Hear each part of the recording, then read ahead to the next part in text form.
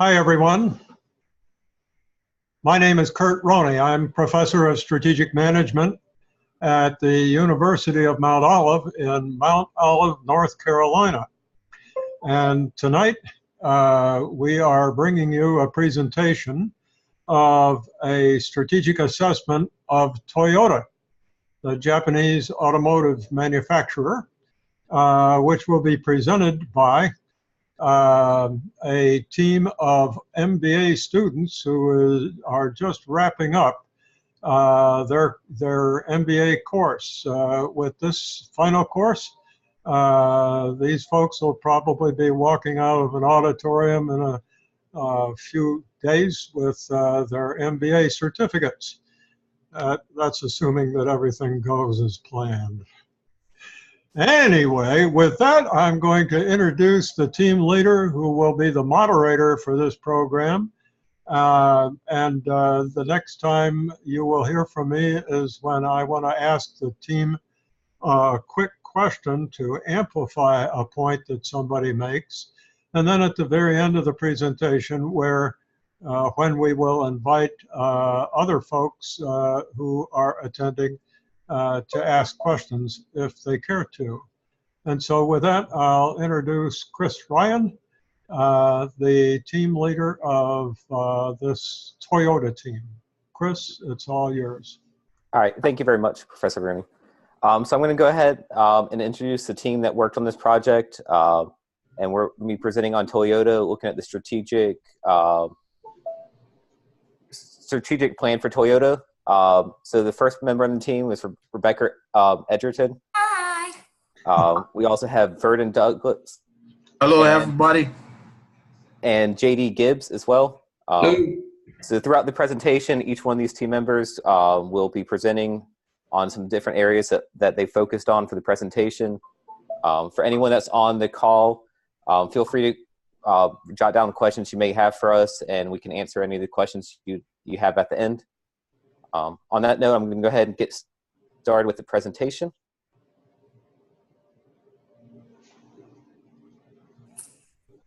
All right, background and introduction. This is me. I'm ready. Oh, the founders, Sakichi and Kichiro Toyota, father and son. Basically, Sakichi already had a loom business. They were innovators and businessmen, and then they took some trips to America and they were like, let's do cars. So it was 1933, and when Toyota started to jump into the car game, and Ford and GM, American brands, had been in business since the beginning of the 1900s and had even been in Japan since like 1925. So Toyota was going up against some big names with no experience, no equipment, no production facility, no eligible staff, and intense competition. So basically, Kichiro dismantled a 1933 Chevy, and he just took it all apart and he studied it and he reverse engineered it and made a prototype engine. Basically, he learned, he copied, he made it better. So September 1933, we've got the automotive department established within the Loom Works. 1934, they have a shareholder meeting and they're like, all right, we're going to do cars. They had to raise their revenue to do cars. And then in 34, they completed the first prototype engine, the Model A. Beautiful. 1935 was a big year. They did the passenger car, the Model A1. Oh, and then the government passed some laws that made it hard for GM and Ford to sell cars in Japan. So that really helped Toyota out. And then they made a truck, and then they opened up their own sales department so they could get in on the sales. Still in Japan at this point. Oh, this is a big one. 1936, they changed their name from Toyota to Toyota, because in Japanese, the T, Toyota with a T, has 8 brush strokes, and it's a good luck thing. It's just a good luck thing. And 1937, okay, so yeah. Toyota Motor Company, as we know it today, was established, independent, separate company. All right, and now we're going international. They exported to China, Costa Rica, Australia, Brazil, Saudi Arabia, and then finally in 1957, exports to the USA. 72, they sold their 1 millionth car. 89, they launched Lexus. 2000, they launched the Prius. And 2006 was when they finally beat GM for best-selling car. Oh, Toyota in America. Okay, so 1950, whatever. They come to America, and in 1958, they released the Toyota Crown, which no one liked because it wasn't really up to American standards. Americans were used to driving really fast, like 55 miles an hour. And the little Toyotas, they were just driving around town. So they didn't go as fast. They weren't as high quality. They didn't do great. So Toyota did some research and development. They were like, what do Americans want to drive? And they came out with the Corona, specifically designed for Americans. It was fast. It was fuel efficient. It had air conditioning. It was a hit. Then in 68, the Toyota Corolla, which everyone knows, it's the best-selling car in the world. In the world.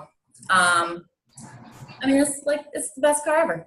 And I had one, a 97. And okay, in 1986, the new United Motor Manufacturing, I can't see what the last word is, but basically they came to California. They partnered up with GM. There's more on that in the mergers and acquisitions section. Yeah, when they first came to the US, it wasn't so hot, but now people are driving Camry, Corolla. It's the top choice for a lot of US drivers. Today, they continue investing in future technology, such as self-driving vehicles and all kinds of good stuff, fuel cells, you know. So they have 51 manufacturing companies in 28 countries. They're all over the place now. And they're the most valuable car brand in the world. Sells cars in 170 countries. They're everywhere. They're all over the place. Yep, there it is again. Most valuable brand above Mercedes-Benz and BMW. That's pretty good. All right, so next I'm going to talk about some of the products that Toyota offers. Toyota, as Rebecca had mentioned, has really established itself within the U.S. So a lot of these vehicles here will be very familiar for you. On the next slide, I will actually kind of highlight some different vehicles that may not be as familiar for you and some notable vehicles. The Agya is sold in Indonesia. It's also sold in a few other countries in Asia. It's a smaller vehicle. The Etios sold in India, Brazil, and South Africa. That's basically the vehicle that Toyota is using to enter some new and growing markets. It comes in at a lower price point than a lot of the vehicles that you'll find in the U.S. The Miria in the top right corner, that's actually a fuel cell vehicle that's available in the U.S., but it's only sold in California. And the truck in the bottom is called the Helix. It's actually the leading seller for trucks in about 15 different countries. It's not currently available in the U.S. because of the emissions. It does not meet our emission standards. But it uses a lot of the technologies they've established. So for the mission for Toyota, their mission has always been to produce high-quality products to attract and attain customers through a satisfying ownership experience. They're working to become a mobility company and not just an automobile company. Later on in the presentation, people will talk about some different ways they're looking at how people get from one point to the other. One thing that's important for Toyota, and you'll see it throughout the presentation, is the values of the Japanese culture and the way they conduct business within Japan and worldwide. A lot of the courtesies that they use, the way they operate, even the organizational structure, you can see a lot of the similarities with the Japanese culture. And they're also focused on advancing technologies and building upon their strengths to deliver superior products. They have done a lot of investments in electric vehicles, the hybrid technologies they're known for. They've also done a lot of partnerships with other vehicles. their strength and one thing that they find very important is to keep pushing the envelope for the technologies. As you'll see here, is we're going over Able's models, kind of the market segments they serve, the unmet needs, and the distinctive competencies.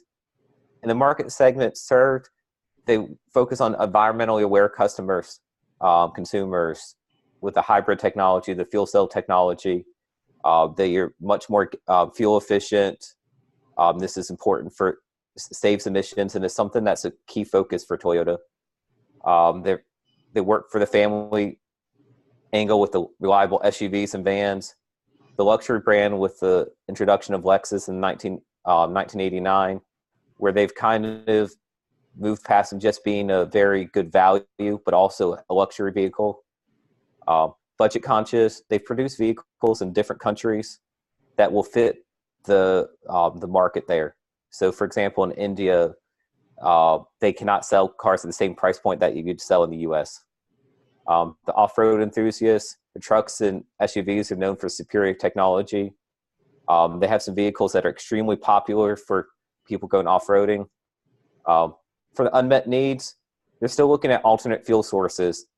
They kind of changed the game with their hybrid technology, specifically with the Prius, where they're also looking at the hydrogen-powered cars, electric vehicles, some different ways there. Affordable options for growing markets. One key thing you'll see throughout the presentation is how important China and India are, and they need to have vehicles that will fit those markets. Innovative vehicle design, including two-wheeled and three-wheeled vehicles, autonomous vehicles, basically completely self-driving vehicles.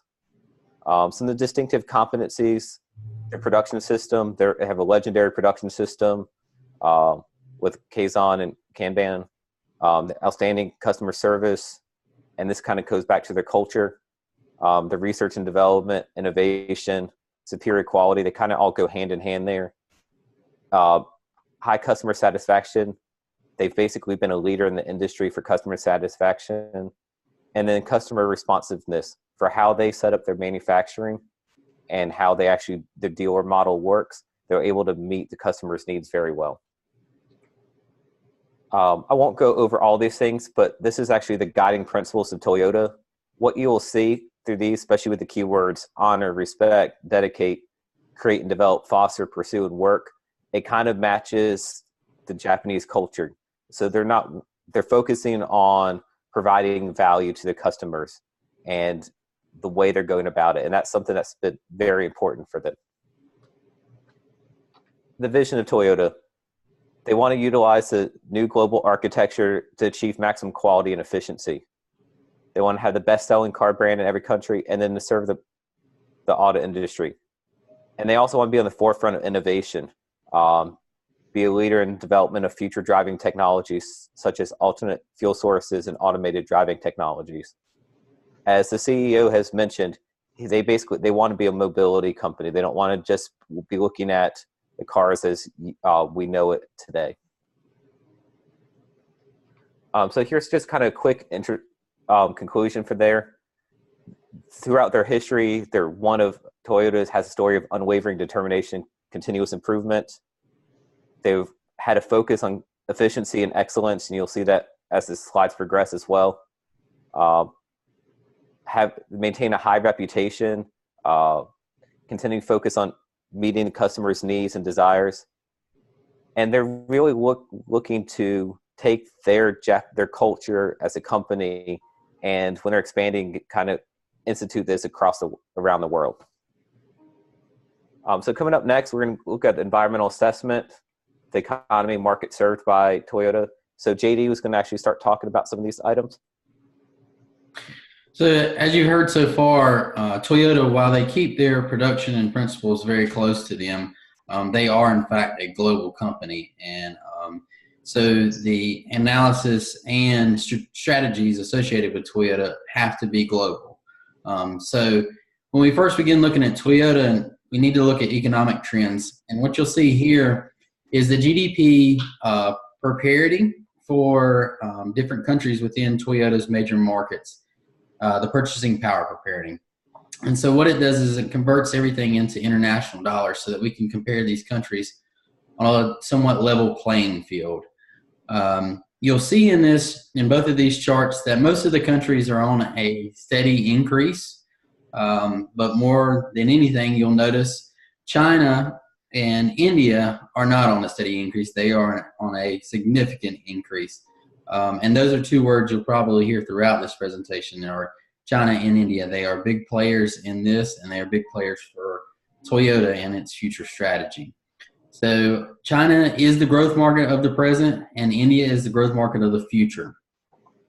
Next, we'll go to. Pardon me, why did you say that, JD? If we could look at that prior slide a moment. Okay. Why do we say that China is the growth market of the present and India is the growth market of the future? Well, the GDP per parity is one reason, but what we'll see later on is the population of those countries are growing significantly. So, in turn, their GDP is going to grow along with that. And yeah, I think another reason is quite simply that if we look at the scales here, the Japanese GDP purchasing power parity, if we got it right, would not be as high as China's. Now, on this graph, it appears to be, but in fact, India's economy is substantially smaller than China's, and so it's just begun to take off and leave the other countries behind. So if we were to put the Japanese economy up there with the top three economies, it would be a lot lower than those three. And it's just beginning to take off. And as you're going to tell us, I imagine, Japan has the Japanese economy. I'm sorry, I'm saying Japan. I mean India. India's economy and has been plagued by some difficulties. And again, I'm going to let you tell us about those. But India's economy isn't all that large yet. And it's going to take a while for the Indian government to get hold of things to the point where the economy can be as large as China's. Probably that will happen somewhere between 2035 and 2050. So, but it'll happen. And so we see that China's economy is definitely a growth market right now.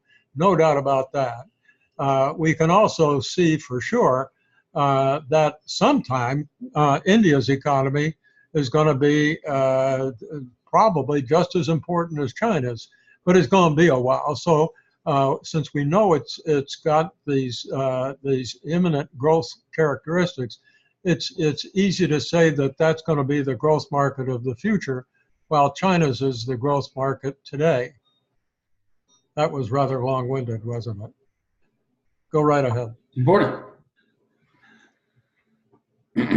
So next two slides are going to be exchange rate. And the exchange rate is important to view the foreign currencies and how they may impact Toyota itself and also the other markets.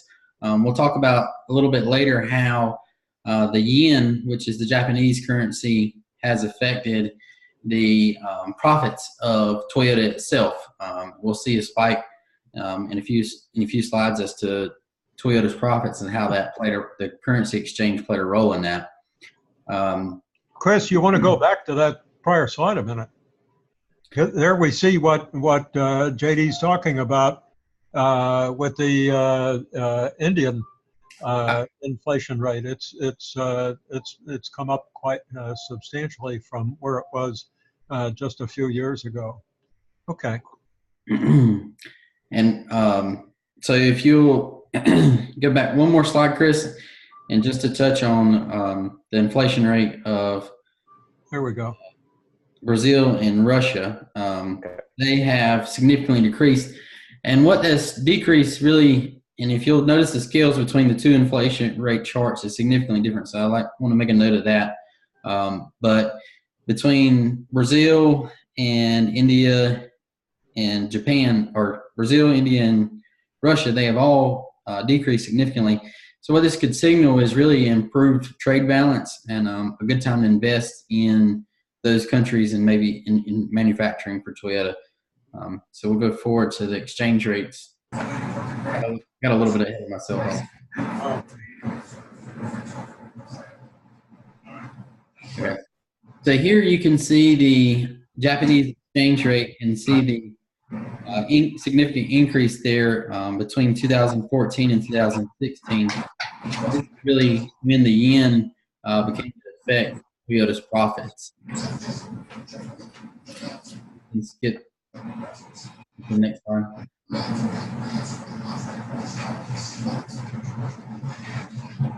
And so the exchange rates again reflected here. This is on a slightly different scale, but not as much. Here we'll go to the unemployment rates. So the unemployment rates on this slide and the next slide, they show where the U.S. unemployment rate has decreased significantly. You also see a gradual change between Brazil and Japan and Russia over the last 20 years.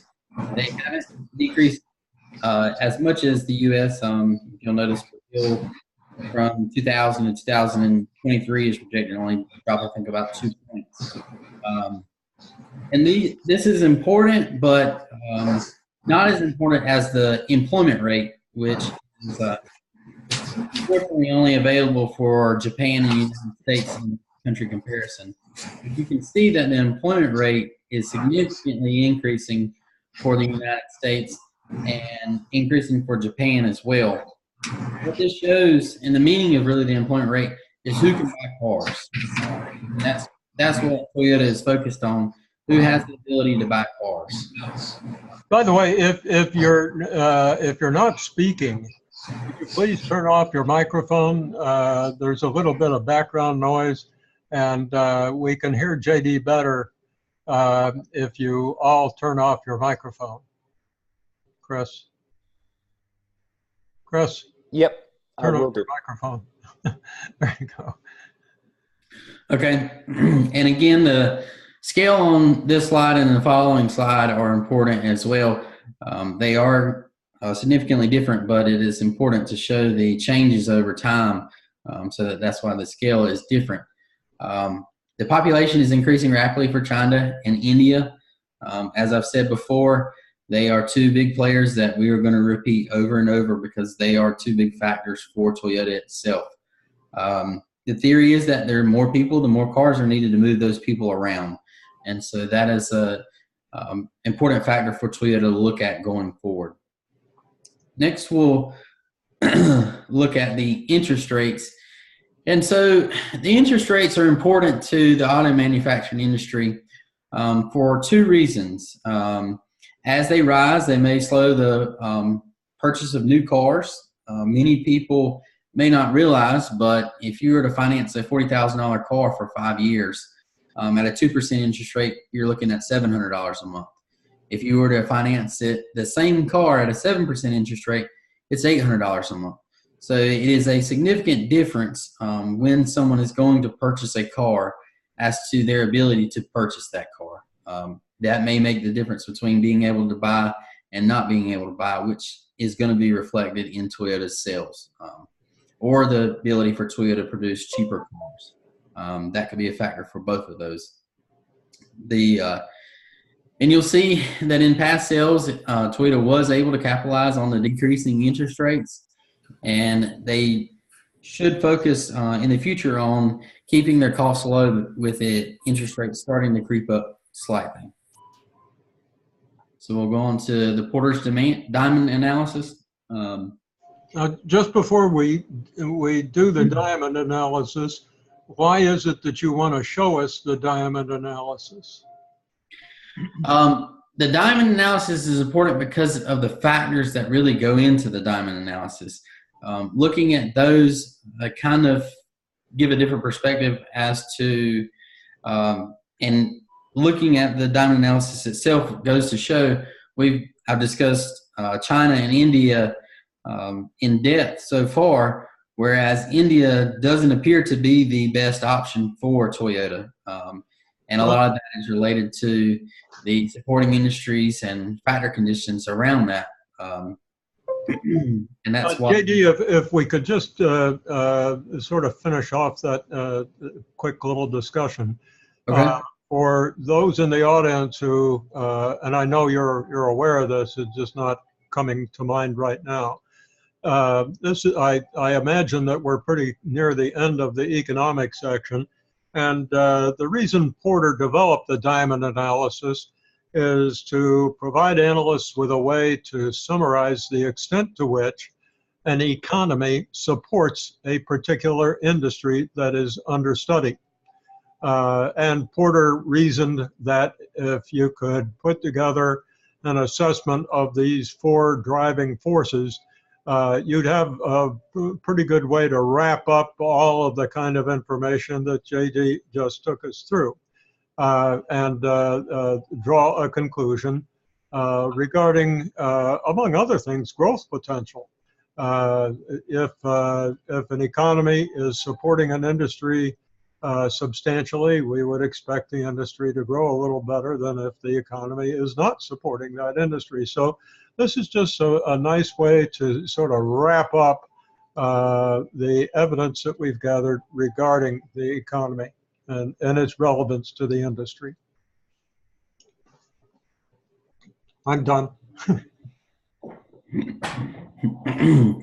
And just to touch on this just slightly, it will show the differences in each industry, the demand, the factors, and rivalry of each country. In comparing those, it gives another perspective, like I said before, on those countries and the potential for Toyota there. Well, based on this assessment, where do we see the economy giving the greatest, or maybe the couple of economies that provide the most economic support to the auto industry? So the U.S. and China by far excel above the others. Japan and EU, the European Union, they follow those. India is the least. One of the main reasons there is that government has really got a hold on new entrants to the market. And then you have to look at the infrastructure that country has, along with their demand. And so another item that you mentioned earlier is the high inflation rate. Yes. And I imagine you guys are going to talk about the social conditions there as well. But if inflation is very high, it's really hard for people to afford cars, right? They're trying to buy groceries and, maybe pay rent. But when it comes to buying a car, that's another proposition. And you see them sort of, if you just take into account that there's a fair amount of measurement error here, those three on the bottom are all pretty sluggish. Mexico gets a free ride though, don't they? Because they make cars across the border for the U.S. and then ship them into the U.S. So their economy may not be very friendly to the auto industry, but the living next to the second biggest auto consumer in the world makes life a lot more agreeable for them. Certainly. All right, thanks, JD. So coming up next, we're going to start talking about the environmental assessment for the markets, and Vernon's going to run over the next few slides, kind of give them some background on that. Hello, everyone, again. The market assessment for Toyota. Why is this important? There are many reasons, but one of them being that you can always assess the needs and where you think you should put a lot of your resources, among others. As we can see, looking at the 2017 and 2018 figures, comparing four different markets, we see that there have been decline in the U.S. in sales. However, as everyone knows and as we have talked about already, is that China seems to be where strong order present is at the moment. The U.S. is still a factor, but in terms of growth and increased profit for Toyota, China is definitely a market to be. You can see from 2017, the numbers show that you have a very, well, first of all, the map, the graph itself, you see these small numbers and you may think, well, they sold more cars than that. But if you look at the scales, it's one unit is about 1,000. So if the numbers are showing, for example, in 2017, China roughly about over 800,000 vehicles compared to over 1 million in 2018, which is a significantly different, at least about 100,000, sorry, more than what any of the nearest markets can show. Vernon, I think we need to make one very important point here, because this makes it appear that the U.S. market is larger than the China market. And of course, we know that China's market is the largest of all. These data are just for 1 month, the month of September, right? It's actually, yes, September. And so what we had in September was a great month for the U.S. auto industry. Yes, But, yes. We don't want people to get the wrong impression here. This is more an indication that the U.S. is still chugging along real well, and that China in September wasn't making as many cars as usual, because if we did this on an annual basis, then I think you'll probably show us that. China's auto production rate is substantially higher than the U.S. rate. Yes. One of the things that I did here in this graph was look at the data from January to September of this year. So the total is a reflection of when I have in parentheses September was right. Up to September of this year, basically on September 2017. If you are correct, the U.S. auto market is 60% higher than larger than the China market, and in all honesty, that's just not the case. Okay. Professor Bruni, I think what part of this may illustrate is this is only looking at Toyota sales within these markets versus overall sales. And I think it just kind of shows how these are Toyota's sales. Yes. Wow. Yes. If you look at the top, it says Toyota sales trends in major markets. So yes. Most of the data that I was presenting was focusing on what Toyota is doing currently. So that's what you're looking at. Please pardon me. Your data surely are correct. Okay. Next slide show the amount of registered vehicle. There is actually updated numbers. There's showing that the U.S. currently at 276 million. China is actually surpassed that, which is over 300 million vehicle in China. And again, as you see, terms of growth and where potential, China is still definitely the factor in this. Next slide, please.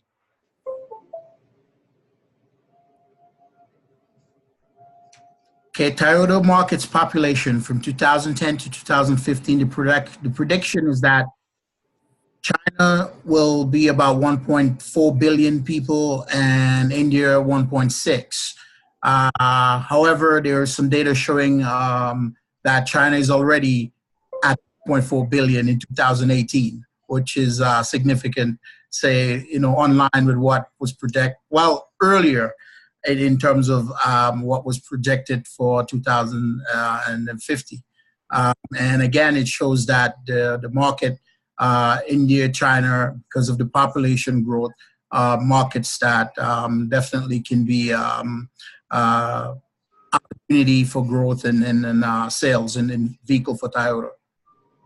Next slide, please. Okay.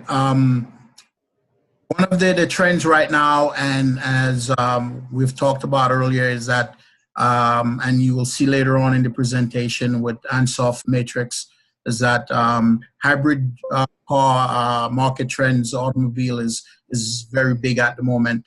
And China, as you'd see further in the presentation, is one of the leading markets of sales and purchasing of the hybrids at the moment, along with some other European countries like Denmark and others.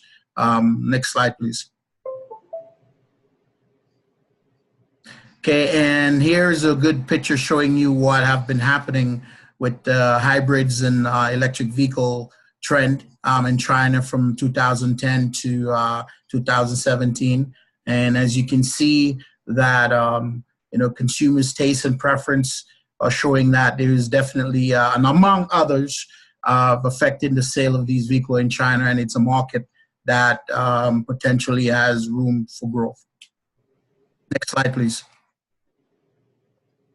Well, here, this shows a prediction of what the global electric vehicle market looks like for 2020. And based on the data, Toyota is definitely going to be a significant player and will continue to have a significant share of the market. Yeah, for sure. Have you distinguished between PHEV and BEV? Yes, the PHEV is a hybrid version, fuel cell / gasoline, I think. Yeah. And BEV is battery electric vehicle. Yeah, and I suspect that the P is petroleum hybrid electric. Yeah. Right. Okay. So one is the hybrid. Yes. The other is the battery. Yes. Okay. Thank you. Next slide, please.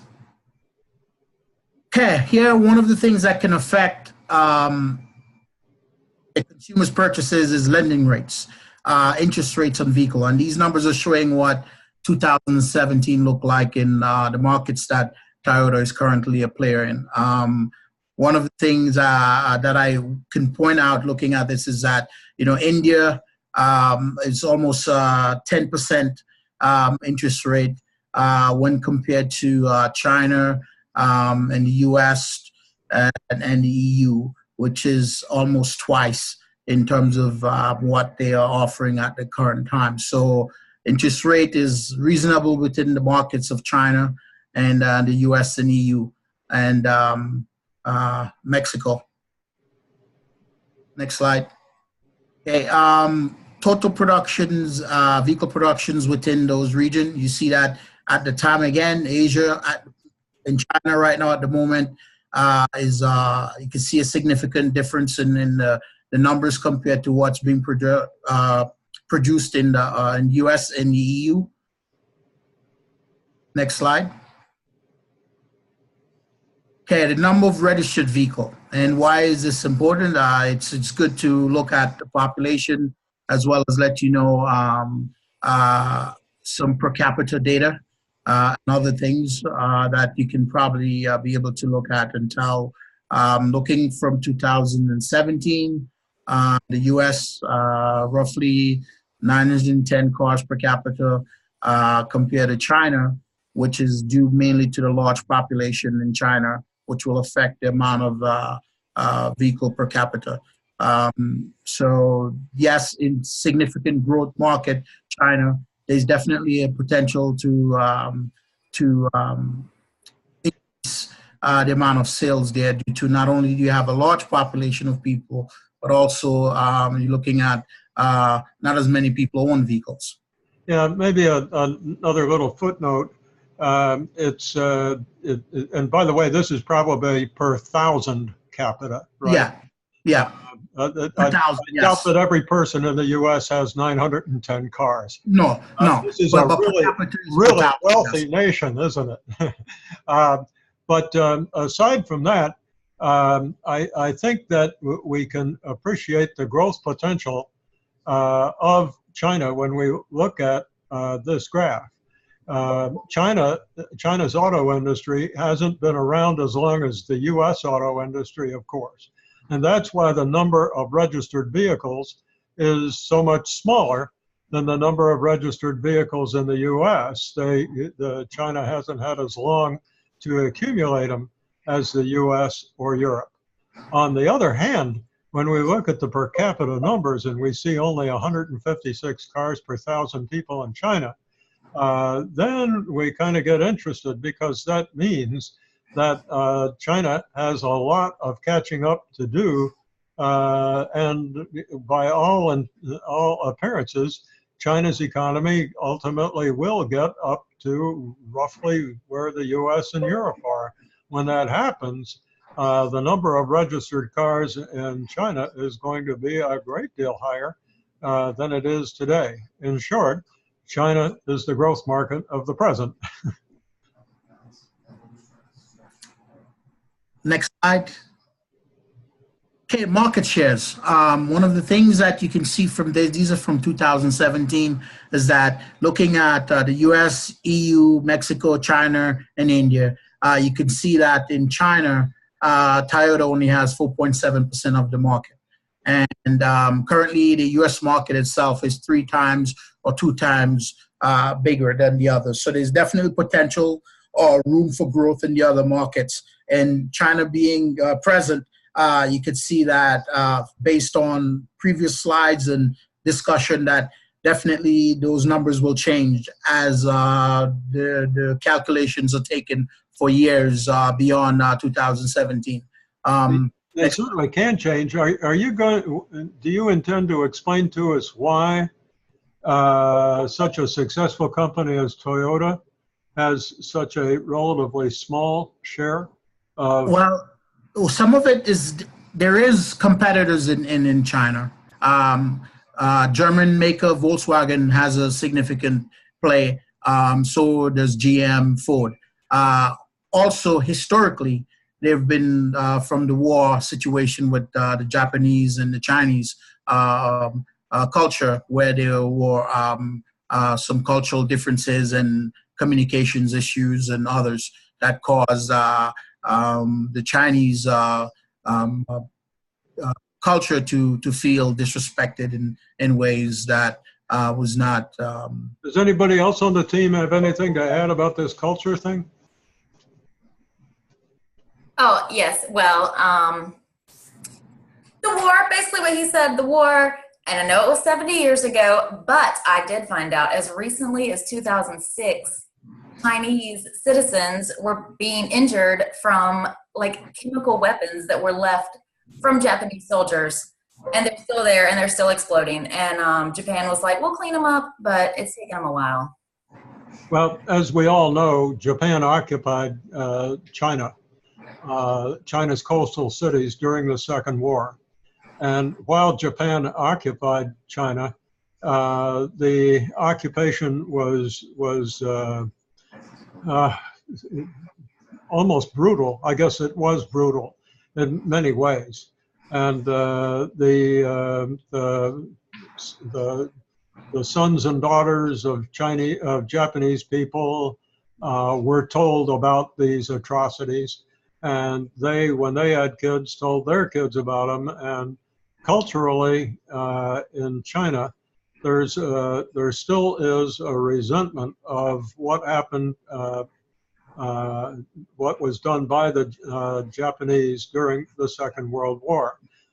So whereas Toyota is a dominant player in the rest of the world, it still has to overcome this cultural resistance that remains after the Second World War. And that's a big challenge for Toyota to overcome, and it won't be done easily. Okay. Next slide, please. Okay, consumers in confidence index. What does this mean? It means it's telling you where optimism is high, where consumers are likely to feel good about the economy, and it can affect spending. So as you can see, confidence is high in China, the US, India. And those 3 markets currently are players in the auto industry, with China being present. And again, the future is India. Okay, this is what 2000 2018 population looks like. And this is what I was talking about from previous slide. As you can see, when you look at the markets where Toyota are operating based on the data that I've talked about before, is that India and China are 38% of this entire market population-wise. You're looking at China being 1.4, and India is already at 1.3 billion people. So definitely combine India and China at 74% of the market population tells you that those are two significant players now and in the future. Again, this slide was, okay, yes? It's the same thing. Yeah, the Toyota markets paved and unpaved roads. And this is important due to it can tell you what kind of vehicle Toyota can potentially market in each of the region. As you can see, the vehicle that will be more popular in terms of if the streets are in good conditions compared to off-road vehicles such as your 4x4 and more four-wheel drive type vehicles. China currently has about roughly 4 million kilometers, of paved road. And the largest market right now is EU or Europe. And as you can see per capita, China have about 42,508 cars per 1,000 kilometer compared to the US, 64,000, which goes back to, as was mentioned earlier by Professor Rooney, that US being a more seasoned player in the auto industry, as well as a more developed market compared to China. However, as I said earlier, China is definitely the present, and we can see that as, again, these numbers will probably significantly change in future calculations. Next slide, please. Here is the demographics of what the world population looked like in 2017, and it's divided based on age group. As you can see, the 25 to 54 age group, both male and female, in India and China, significantly number compared to other markets. And what does this say? It means that from a marketing standpoint and understanding consumers' taste, preference, and a segmentation market, you can be able to market certain vehicles for that population. And again, China being present, India future. Next slide, please. Okay, and here's an idea of what gasoline prices are. And this is number that reflect, I think, 2018 data. You can see right now, when being that it's falling and it's fluctuating at times, but at the time when the data was captured, it was showing that $2.72 per gallon in the US compared to $4 in India and $3.50 in China. Again, gasoline prices can also affect type of vehicle that you market in those regions. More compact, smaller, you could say gasoline-friendly vehicles could be a player, as well as options such as two-wheelers and three-wheelers that are found now in India markets. Next slide, please. The capabilities, I'll pass this over to Craig. Thanks, Vernon, for that. So this, JD is going to talk about some of the capabilities for concerning financing and whatnot. So I'll hand it over to him. So in the next slide, you'll see is a simple yet very important slide. It just represents the leverage in which Toyota has in 2010 and 2018 in comparison of their invested capital and their long-term debt. It has not changed much. It's only their debt has only decreased 2%. But what this really does show is that Toyota is in an optimal position compared to its competitors, and their level of risk is not non-existent, but it's almost non-existent. And as we look at their size in the next slide, you'll see that Toyota's sales, equity, and invested capital are dominating the market in the industry, really. They're the largest of all of their rivals in those terms. And as primary domestic manufacturer, Tata is the smallest, also in terms of sales and capitalization and equity, but it is a player within this field because it has a big stake in India. And as we keep mentioning, India is a big player. So Tata is included, while minimal, but only because, or not only because, but mainly because of its factor in the Indian market. So if you go to the next slide, we'll discuss a little bit more of the leverage. And you can see where Ford has the highest leverage, which in turn puts them in the worst scenario. Followed by Ford is General Motors. Ford bailed itself out, while General Motors depended on the government for the bailout back in 2010.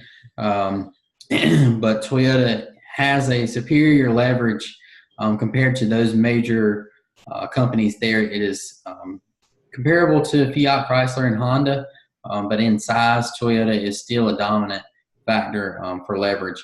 Their profit margin had increased from 2011 to 2013, and as I discussed earlier, you see the significant decrease there in 2016 OPM is really related to the yen.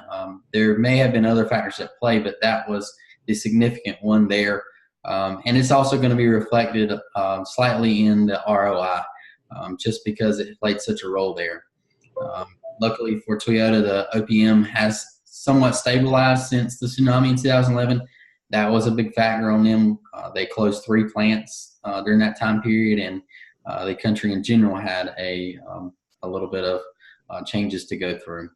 And we've seen in recent news that General Motors has decided to close 6 more plants and has, well, I better not talk about the other things. Well, yeah, I guess we can talk about them briefly. General Motors has decided to withdraw from India and from Europe. So that could give Toyota an opening. Why do we say that? We say it because of what we're looking at on the screen. Toyota has substantially lower leverage than its rivals, as JD has pointed out. And for those of you out in YouTube land, we talked a lot in our course about the significance of leverage for competitive purposes. If your firm has low leverage and a rival has high leverage, then your firm can be strategically aggressive, and the rival, because it's choking on debt, finds it a lot more difficult, if not impossible, to respond aggressively. So a company with low leverage does have a competitive advantage and has an opportunity to exploit that advantage by being strategically aggressive. Consequently, based on this chart that we're looking at, Toyota can pick out a couple of pretty good targets, and they're both American.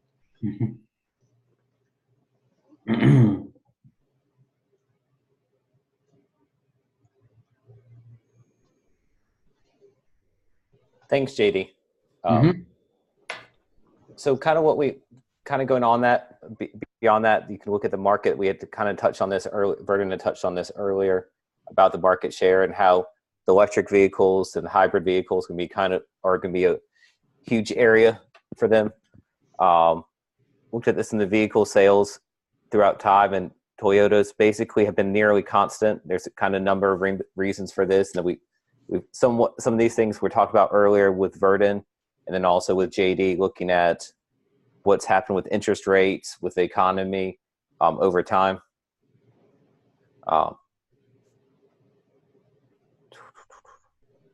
Let me skip past that. Guys, sorry, did I miss something? I have to go to the bathroom.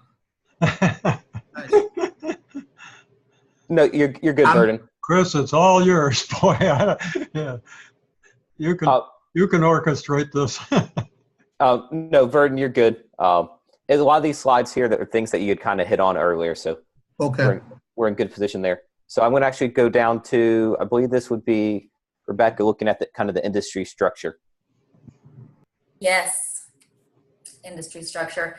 The auto industry is in the mature stage, basically, of the industry life cycle, at least in, America and the big markets, the markets that it's in. So new entrants, the threat of new entrants is pretty low, but of course the established companies are really competitive. It's intense competition, stable demand. We were seeing the stable sales. The market is pretty saturated. So for Toyota to gain more market share, they have to take it from rivals. And there's just a little bit about product proliferation. Basically, they offer a wide variety of the same type of product, lots of varieties of vehicle.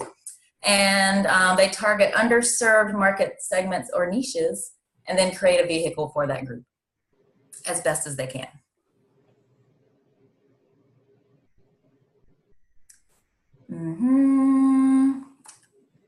Is that me?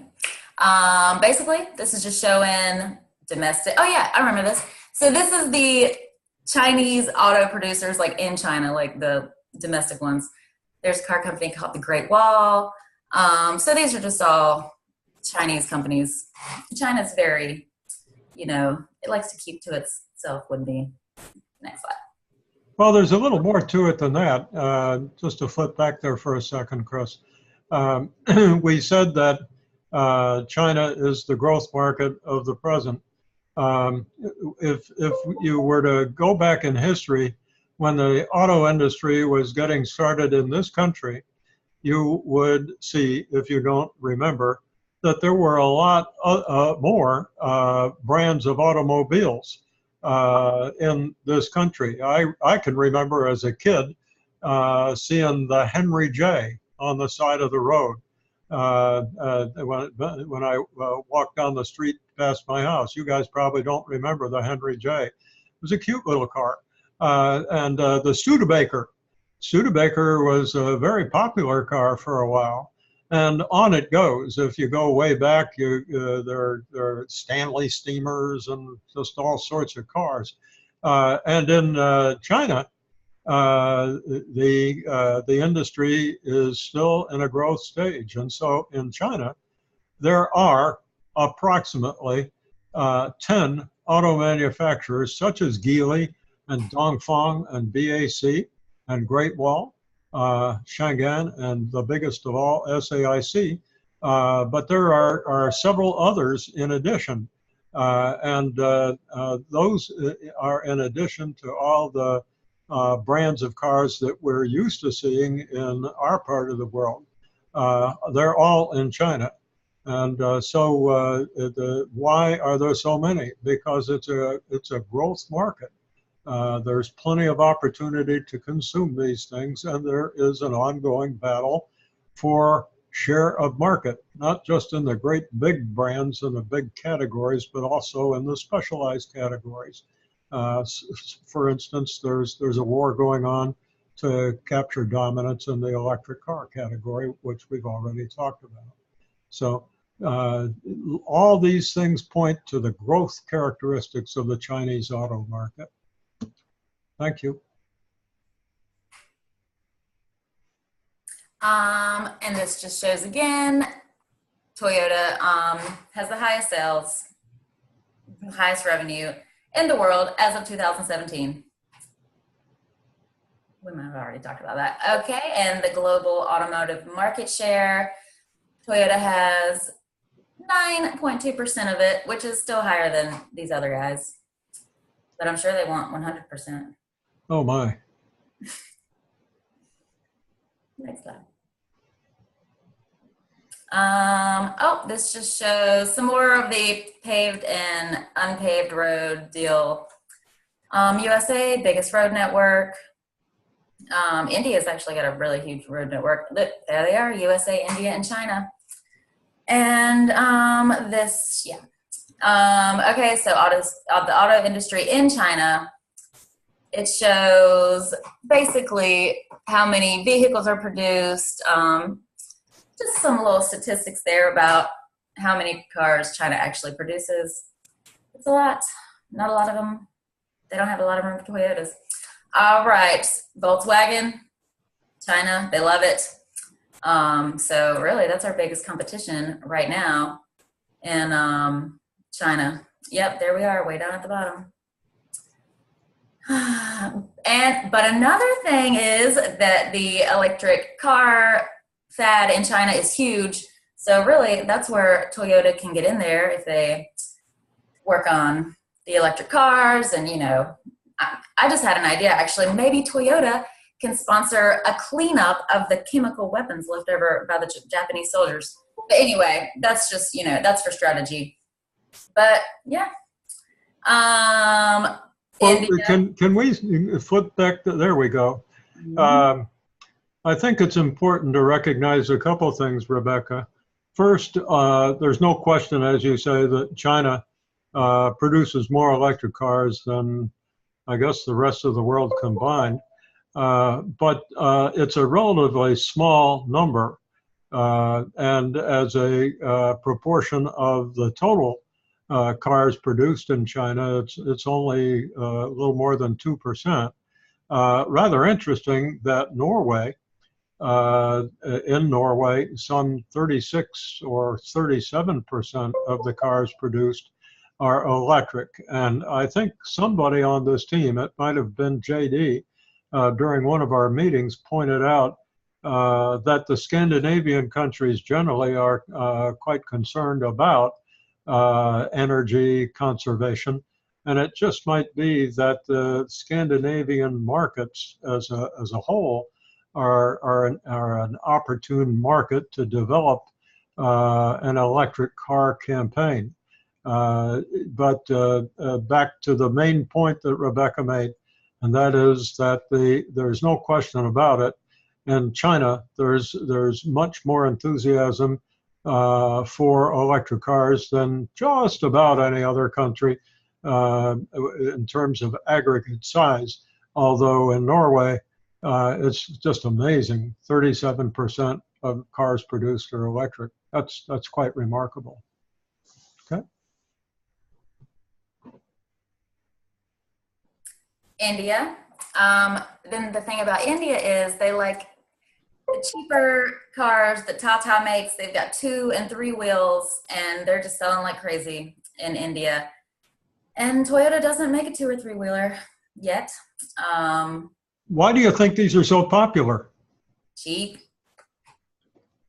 They're cheap. They're cheap. And they're easy. They're small. I also think.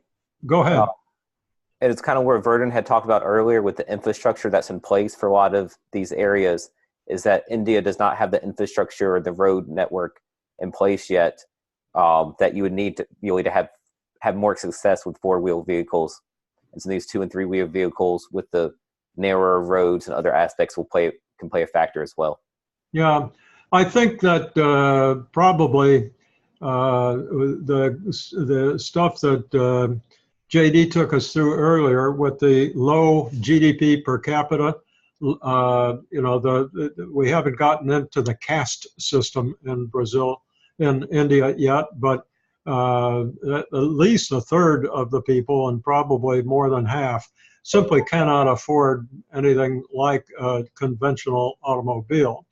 2-wheelers, on the other hand, I imagine we're going to see a picture of one in a minute, but they're much less expensive, as Rebecca put it so crudely, cheap. And 3-wheelers are a little more expensive than 2-wheelers, but nothing like what we're used to seeing on our streets. So you make an interesting point about the unimproved or unpaved roads. And but that actually is subject for another discussion, which is the possibility that somebody could go into India who isn't already there and make trucks, light trucks. Ford, for instance, finds India interesting because it's quite a manufacturer of trucks. And if you can build a truck that is solid enough, it might be able to navigate these unpaved roads a little more successfully than the conventional automobile. No doubt about it, three-wheelers and two-wheelers are not going to make it very, very long on an unpaved road. They'll fall apart. So we see the two-wheelers and the three-wheelers in the cities. And of course, the largest city in the world is Mumbai. There just are lots of people in the big cities of India. And so there's just plenty of demand as these people's incomes begin to grow. Those people have an opportunity to buy what for them would be a luxury, a two-wheeler. And then if they really, really, die and go to heaven, they can get a three-wheeler. I think you touched on one of the main points is that a lot of the population gravitates towards the cities in India. So they drive shorter distances. Along with shorter distances comes the less necessity for a bigger vehicle to carry more people. And just add something as well too, is that when I went back and I look at $10 per gallon for gas, I mean, that 2-3-wheel vehicle is looking more appealing to me right now compared to, going to. Yeah, for your information, these two-wheelers and three-wheelers probably don't use internal combustion engines, at least the kind we think of. They may have 4-cycle engines. That is more likely for the two-wheeler. So again, we'll just take Rebecca's lead on this. They're cheap. Okay. We can move on. Oh, just some more about the roadways, paved, unpaved, a lot of roadways around the world. Okay, but what we see in India is 5% are paved, right? Only 5% of the roads are paved. That sort of confirms what we were just talking about. Notice also that Brazil, it's only 13%, whereas in China, everything is new. And I think people look at that 88% and say, and of course at the UK, 100%, that's not quite as large a country as China, but the roads in China pretty much are new today. I mean, this country goes back, virtually over 1,000 years. It's when they talk history with you, they talk 500 years and 700 years ago. But in modern times, the roadways in China are paved. The problem is that they don't have any more roads paved than the USA, and yet they've got three times as many people or something. 1.3 billion versus 304 times as many people. So there's just lots and lots of room for more paved roads in China. And as those paved roads expand out into the interior of the country, there will be more opportunity to drive on them and thus more demand for cars. Okay. There they are. Which one of those do you want for Christmas, Rebecca? Oh man, that's a hard choice.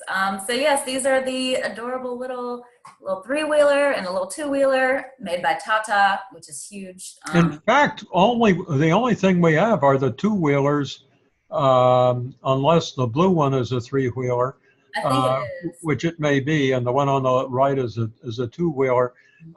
It's too bad we don't have pictures of the three-wheelers because they're just you just wouldn't imagine driving one of those into your garage. We might have a picture. I don't know. Oh, I hope we do. Okay. And another thing about India, the government is protecting them kind of like Japan did when Toyota was starting out. India is making it hard for other cars to sell there. So Tata is dominating right now with the little tiny baby cars. All right. Oh, this is just some more of the market share in China. And it just shows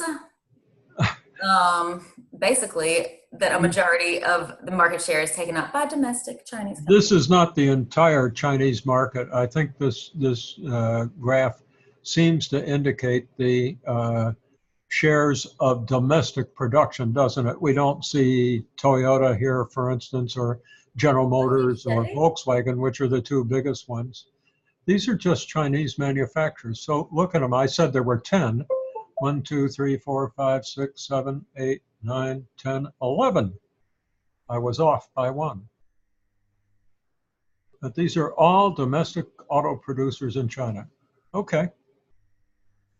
All right. And so moving forward, actually, I'm about to talk about some of the 5 forces for the automobile industry, and kind of, I know we've talked about some of the different markets that we're looking at moving forward here. And so similar to what JD had done earlier using Porter's 5 Diamonds, is looking at how accessible these markets are to go into them, what kind of threats they are for to enter the automobile industry in there. And what you notice is that for a lot of these items, there's a lot of rivalry, a lot of competitors for it, and for kind of different reasons. For example, you see 5 for United States, Europe, China, and India. They all have as a high risk for those things. But for China and India, it's because they're in growth markets. So there's a lot of opportunity there. And then for Europe and United States, they're mature markets. So they've already have established brands. And so right now, they're not really fighting for new customers. You're fighting for market share. So it's just an interesting look at the opportunities and threats that you'd have in these different markets. And one thing I think is something to consider in China and India, and as Professor Rooney had mentioned earlier, is that India has one of the world's largest city. And so how this affects the automobile industry is that you'll have more alternatives for transportation in these larger cities. So that's something that companies need to look at when they're trying to enter new markets, is what other options there would be for automobiles. It's kind of the same reason, like in cities in the US, like New York City, to a lesser extent Los Angeles, more Chicago, you may have less automobiles even though they're more populated. So there's a lot of different aspects you would need to consider. Yeah, sorry I keep butting in here. We must not forget that the purpose of Porter's 5 forces is to give us an estimate of profit potential, right? And so here we have estimates of the profit potential of the automotive industry in various locations.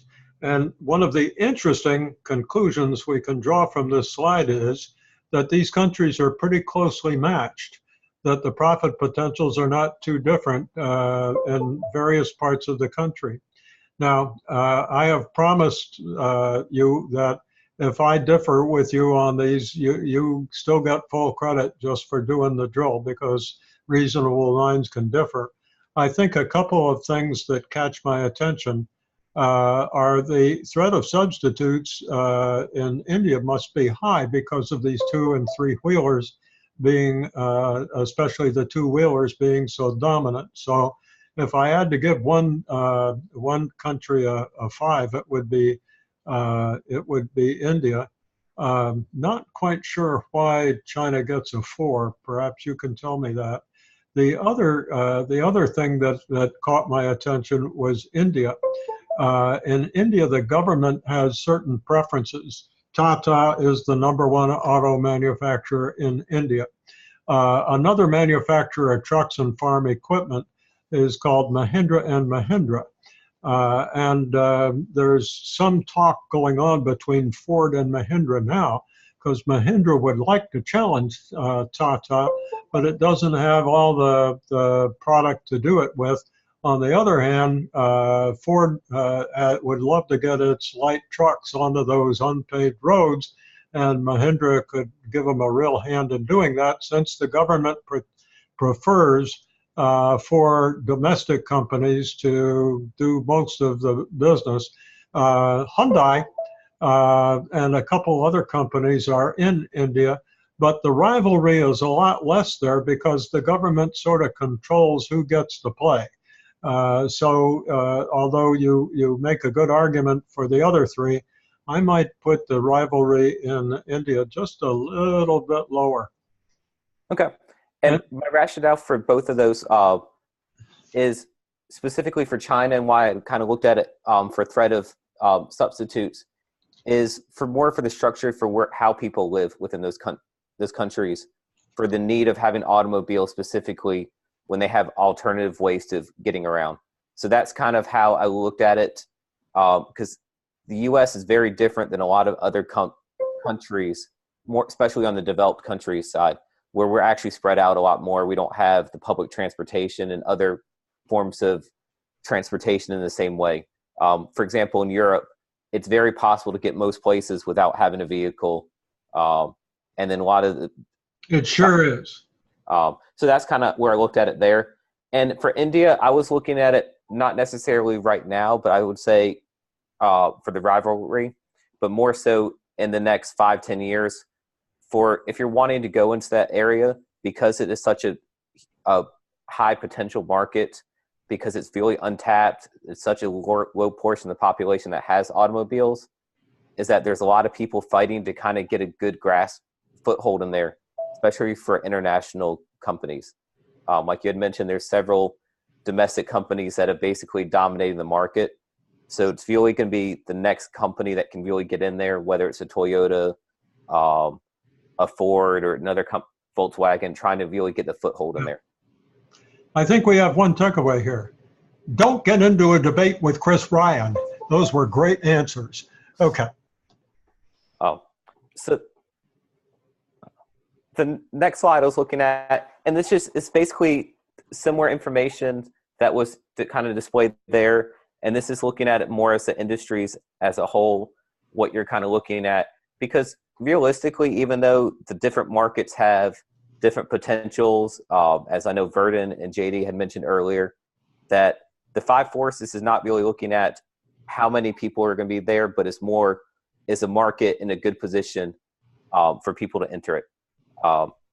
And the bargaining power, I think one thing that's really kind of important to know now for the automobile industry versus even 20 years ago is the bargaining power of buyers is going to be high no matter where you are.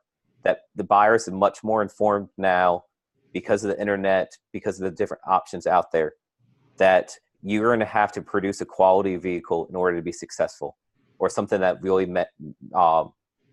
hits their needs.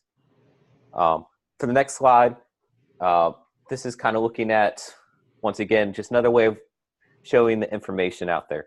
I think, like you said, I think the biggest thing for this is understanding where your opportunities are, where your weak spots are, and then where are the areas where you're going to really have to focus your resources to either get a foothold within a country or to fend off competition. And whether this is competition from competing companies or just even the dynamics within the country. So the next slide, Rebecca's just going to kind of highlight some of the critical success and failure factors. You're speaking on mute. Thank you. The Toyota production system is a big one. It's basically how they produce their cars. And I have some more information about that in the manufacturing section. Basically, the company culture is a huge success factor. Continuous improvement, they've just been doing that since day one, and the intense research and development helps them meet the needs of their markets. Failure factors is kind of a centralized structure, which can make it difficult to quickly change, make changes for local taste and preferences. And they actually reorganized a little recently, but it's still pretty centralized. Other failure factors, reputation in China, they're still mad about the war. And India likes the three-wheelers, the two-wheelers, three-wheelers. Okay, let's be sure we understand what critical failure factors and critical success factors are. Yeah, we struggled with this one. The reason this slide is in the position it is, it should be right at the very end of the industry analysis. And the purpose of this slide is to identify two different kinds of functional capabilities of all companies in the industry, not just Toyota. Okay. The first set of functional capabilities are the requirements to be a player, to be a contender. They also include pitfalls. So critical failure factors are the minimal requirements, such as engineering, cost control. Today, it could include quality control like Kanban and Kaizen, but different folks might have different opinions of that. But auto companies love to make mistakes. General Motors made a huge mistake with their quality control in prior years. And we've had this, as you recall, the accidents, the airbag problems, and so forth. Those were, if when those things occur in this industry, it sort of puts the damper on a company's ability to compete with competitive advantage. Critical success factors are also functional capabilities, and they characterize and distinguish winners from losers. So what Toyota is doing with fuel cell cars, for instance, could be a critical success factor. If they're successful, it'll set them apart from their rivals, and so forth. Critical success factors are very hard to come by in an industry like this, where most companies operate pretty much the same. So there aren't that many critical success factors usually. But when you find one, boy, it's worth developing if you've got it. So if I were to turn your words around just a little bit, a critical success factor wouldn't be the Toyota production system, but a superior production system. And that superior system would have these four characteristics that we picked up in our textbook. That is to say, excellent efficiency, excellent quality, innovation, and customer responsiveness. If you've got all of them, if you get an A on each one of those items in your report card, you've got an excellent production system. The real question is that a critical failure factor or a critical success factor today? And that could be debated. Continuous improvement, no question about it. Definitely. It's not rigorous, it's superior. It's very productive research and development. That's a critical success factor, okay? So we've got the right idea here, but I think the context might have been just a little bit off. All right, let's keep going. All right, thank you for that. That was very helpful. So coming up next, we're going to have JD is going to talk about some of the capabilities analysis and looking at some of the financial trends. So going back to the Toyota sales, operating profit margin, ROI and ROE, over the past 8 years and going forward another 4, the trend really is that sales are on the increase. Operating profit margin had a significant increase, but has more or less leveled out with ROI and ROE having only slight decreases and projecting another little bit more of a slight decrease. But you can see that sales for Toyota have just continued to climb since 2010, with the exception of 2014. And if you'll go to the next slide. Would you call those rich rates of return, JD?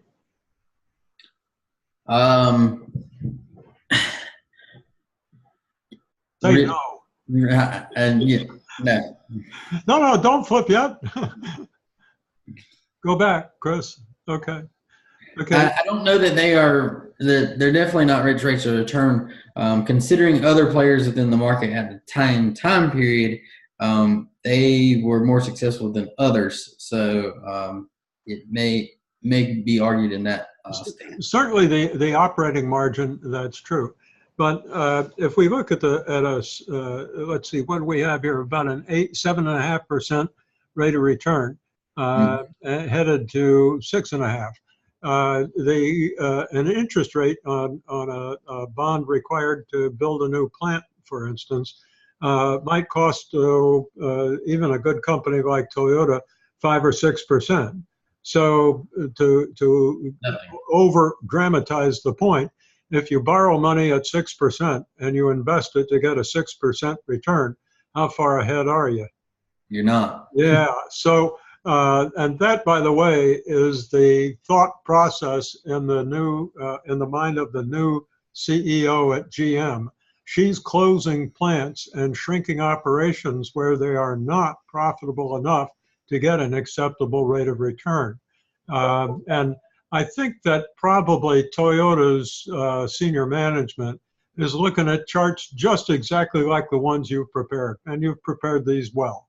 But if you're on the board of directors at Toyota, now these happen to be projections from the Value Line survey, and it may be that Value Line surveys aren't the same as the estimates of Toyota's managers.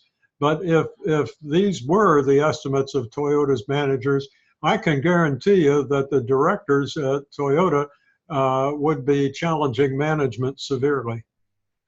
Well, and just to kind of chime in here, I think part of the issues here and why you've seen, especially somewhat of stagnation with the sales and investment, is that they kind of almost got caught a little behind on some of their innovation that they've picked it up in the last 2-3 years for some of the investments, but some of the things they have invested in, they just have not had the returns yet. So I think it's one of those things that, yes, these go out to 2022, but something we'll talk about later on. For example, some of their mergers, acquisitions, ways they're trying to integrate, that they're not looking at 2022, that Japan's vision's a lot further out than that. And that's why it can be one of those things where in the short term, they may not have the same return, but because of their success in the past, they don't have to worry about it the same way like a company like GM did, where they had to restructure themselves in 2008. Toyota, due to some of their other advantages, were able to make it through the recession a lot better. Wakarimasen. I've spent some time in Japan. I think you really hit it. The Japanese just aren't as greedy as the Americans, and they don't think in short term, in the short term, like most American managers do. And so I think Chris just nailed it. The sales are going up, the investments are being made. We're going to be profitable. We're going to retain profit. We're going to keep a low leverage rate, but we're planning for the future, and we're investing in the future, and we don't need to make a quick buck. I think that's an extremely important point that people really need to understand about the Japanese and the Chinese. Okay. I can add something quick. Absolutely. I agree with what Chris is saying as well, because if you look at the Ansoff matrix, is that the diversification, there's increased risk in going into the fuel cell industry. So therefore, returns are not going to be as great early. But as you're saying, long term, you will see the Japanese are thinking, yes, growth will happen in the future, not now. So we expect losses now, but in turn, when the economy and the market picks up, we expect to be at the forefront and one of the leading leaders in the market. Excellent. Okay. Please continue, JD. I'm sorry to interrupt you. Okay. And so as we've all discussed, they are making those investments now, and you'll see the clear increase in the invested capital and their debt as well over that time period because they're making those investments in hopes of those future profits. but simultaneously leverage has been decreasing, which has just been putting them in a much better position to take over those other markets that we've mentioned before. Yeah, these slides in that same boardroom that I talked about a minute ago would elicit emotional reaction from the directors. They would just cry with happiness. These are beautiful charts. Mm-hmm. And you can, and that's just as we discussed before. We can move on from that. Okay. All right, so the next thing we're going to talk about is manufacturing. For this section, we're going to have Rebecca talk about some of this, and then Verdon can add a little bit of context around some of the lean manufacturing and just-in-time things.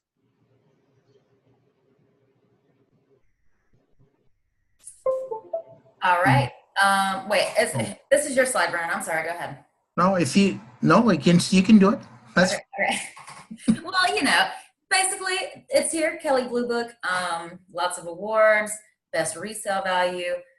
As you know, Toyotas never die. You can just drive them forever and forever. And quality assurance, top quality. That's one of the 4 competitive advantage. And can I add something to Rebecca? One of the things it's so critical about this slide, the forefront or the core of Toyota is the quality or the TPS. That was basically an American invent. Dr. Denham actually taught the Toyota culture, and then they perfected it. So in a way, that Toyota is enjoying now, there is a lot of credit that goes to Dr. Denham and others, fathers of quality, who have actually shown them. So Toyota made that system the core of everything that they do, and it shows in the product that they make and culture. So overall, the culture of Toyota was given item to Dr. Denham. They borrowed a lot from America and made it better, really. Yes, this is some more about the Toyota production system. Taichi Ono, basically, he started working for Toyota, and he was like, how can I make this better? Because that's just the way they think. And he was inspired by supermarkets because they get inventory as they need it. And he's like, if they can do it, why can't we? So basically, he implemented Kanban and Kaizen practices, like Kirichio. He learned from Ford, like Vernon was saying, took Ford's ideas, made them better. American ideas, continuous improvement.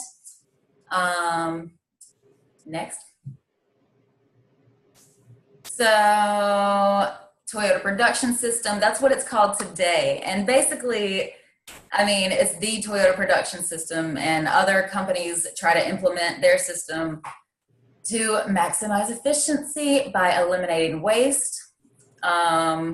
It's a superior method of lean manufacturing, and it continues to evolve every day. Basically, Toyota has just been making things better since the beginning. The cars, the production process, and company culture developed around that, the Toyota way. Basically, it's just the Toyota way is taken over. Because Rebecca, if we can go back there one quick minute, your orange circle there, the one on the right, the orange one, the big one, refers to Toyota's culture and how this philosophy of quality has gotten so deep into the culture that it has become a competitive advantage. I think that, I think you made this slide, didn't you? Yes. Well, you did a beautiful job here. Thank you. Because that point is key. We find that competitive advantages that I call operants, they are not tangible. You can't go look at them and make a copy of one. They are dynamic in nature. They activate operands, the intangible, or rather the tangible, static resources like production line or machinery. You know, these operands are extremely valuable because they're so difficult to duplicate. And when you get it ingrained, as it has become ingrained in the Toyota culture, it pervades everything. And so earlier we asked, you know, is this a critical failure factor or a critical success factor? Now we know it's a critical success factor. Yes. So, I mean, yeah, other people try the Toyota production system, but they just can't do it like Toyota. Yeah. So the basic foundations are two concepts, just-in-time and Jidoka. Just-in-time, basically, it's a pull method as opposed to a push method. A push method is when you push the products through manufacturing and put them on the shelf and just hope the customers will buy them. A pull method, you pull the stuff through production as the customers order it. So based on demand, basically. Not as the customer demands it, as the next stage in the production process demands it, right? Yeah. So what's so important here? And in the old days, they didn't have computers. They had to use cards and runners and messages, but the whole idea was to know what amount of material or product would be required by the next stage in the production line, and to know just when it was going to be needed. And then that amount of material would be brought to the floor at that stage just when it was needed, just in time. And so among other things, you know, I've been on many manufacturing production floors.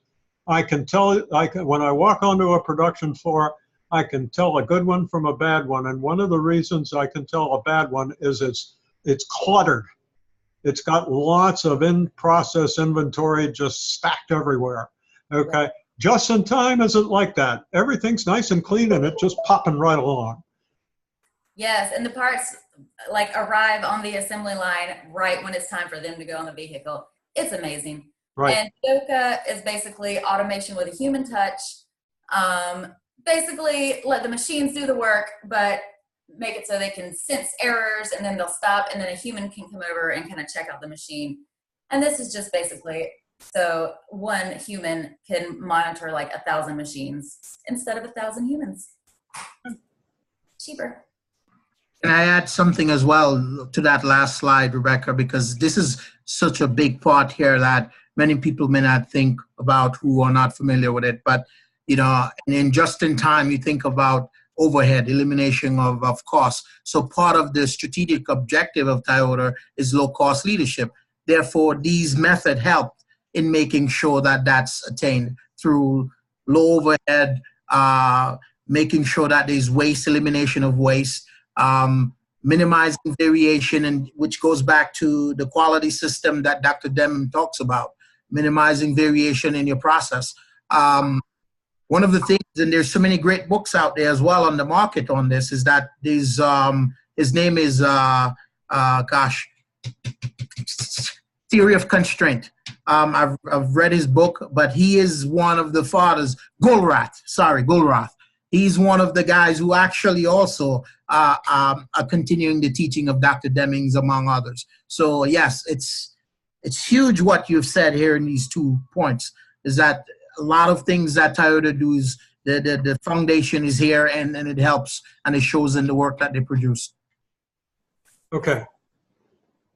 No inventory holding costs. That's huge. And this is just a little more vocab. Kanban, that just means pull system with signaling cards. The goal is automatic replenishment, regulating the flow of goods. And actually the suppliers. Okay, this is the system that underlies just in time. Mm-hmm. Yes. This was the Japanese system that created the process that we call today just in time. It's all about managing in-process inventory. Good. Yes, and their suppliers like have kind of gotten in this habit too, because the suppliers have to be ready just in time. So it's just kind of spreading throughout. And Kaizen? What about Kaizen? Kaizen means, in Japanese, continuous improvement. That's a big one.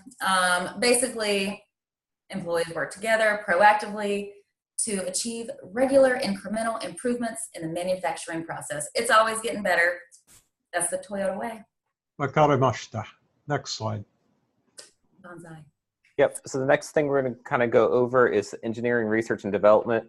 And this is kind of the backbone for a lot of the innovation that's Toyota's introduced, and also what they're hoping to introduce moving forward. And one thing you'll see here, and also with some of the other integration, is they spend a large portion of their budget on research and development. And they also like to partner with institutions, other companies to help develop the technology. Is one of those things that there's multiple reasons they do this. One is obviously the cost savings for it, but also another thing is they get better innovation. When you basically working with some of the top universities, you'll get some new technologies that they could basically try out and work out. And the other thing that's happened for them, and they've had success with this specifically with NUMMI, is that when they've had partnerships, a lot of times they will gain a lot more out of the partnerships than what they were anticipating going into it. So some of the synergies that you get from working with multiple companies, you can kind of learn how they do things, and they've been able to incorporate that into some of their technologies. Like I said, I think some of the two key ones I think are pretty interesting is with Grab Holdings and Uber Technologies. These are two large investments they've done recently dealing with automated vehicles. I think they're spending a lot of money in electric vehicles. They're spending a lot of money in automated vehicles because that's kind of where they think the technology is going to move. The market's going to move moving forward. And the next slide is just, these are all of the research and development offices they have worldwide. As you notice on the far right-hand side, they initially started in Japan. So they have multiple offices there, including their home office. But notice they've also have multiple offices in the US, that looking in Europe, they have offices in China. So what they're doing is not only are they trying to enter the big markets, but they're actually investing in research and development in those markets as well. So the next slide we're going to go over is just a little bit over about the marketing and sales. So I'll hand this off to Verdon. You're talking on mute as well, Verdon. Sorry about that. Ways of how Toyota will be able to market and sell the product. You have two areas of one, dealership and accessories or parts. And through that, they're able to get into other channels such as the advertising, promotional and sales, doing direct selling, and using market-oriented pricing and value-based pricing. What is market-oriented pricing? Basically looking at what the market pricing is for a certain vehicle, certain standard, and capitalizing on it by making their product better and more appealing to the taste and as I call them, determinant of demands of the consumer. The next thing, value-based. This basically go back to you're looking at the Lexus as a good example. Vehicle that is considered to be luxury, but compared to the high-end Mercedes and BMW, you get probably more a bang for your buck, in my opinion, and others would say that. Next slide, please. All right. So one thing I would want to add for the marketing and sales that I think is kind of interesting is one thing that they do kind of innovative is that actually all their dealers are part of the Toyota network. They all fall within that standard. So it's one of those things is a big part for how they sell products is multiple reasons, but it also kind of goes back to how with the manufacturing and whatnot. So they kind of control the whole process from at the factory itself to getting to the customers. They can anticipate what they're trying to sell, what's selling, what's not selling. So it gives them a lot of opportunity to really meet the customer's needs. And that's one of those things that they're kind of their focus for marketing and sales is making sure you meet the customers' needs, just through their process, the quality of the customer service. And that's one of the reasons why they've been so highly regarded for the customer service, is just with how they approach the point of sale.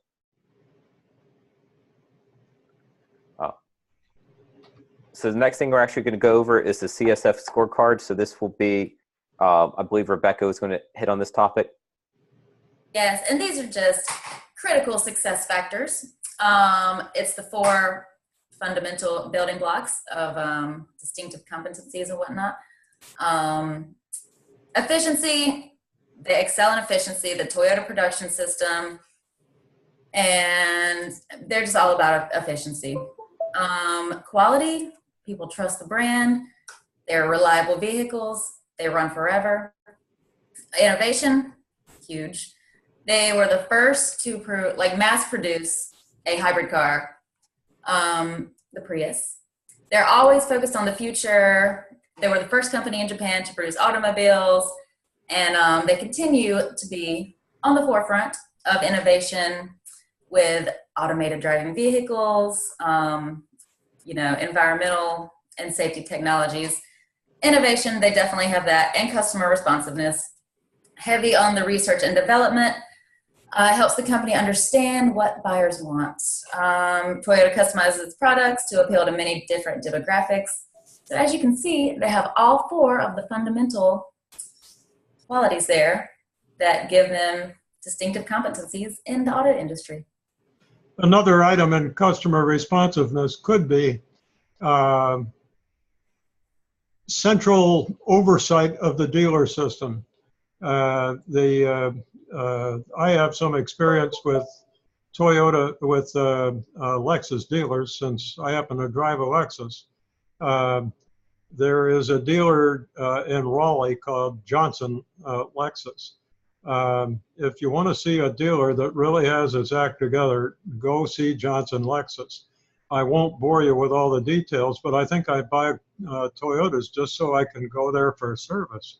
It's just a spectacular customer oriented operation from the get-go in many ways. And the reason I mention this is, as you guys know, I used to be director of corporate planning at Holiday Inn. And at the time that I was there, which may not be the same today, Holiday Inn was a real class act, and it sort of set some standards. Today, that I doubt that could be said.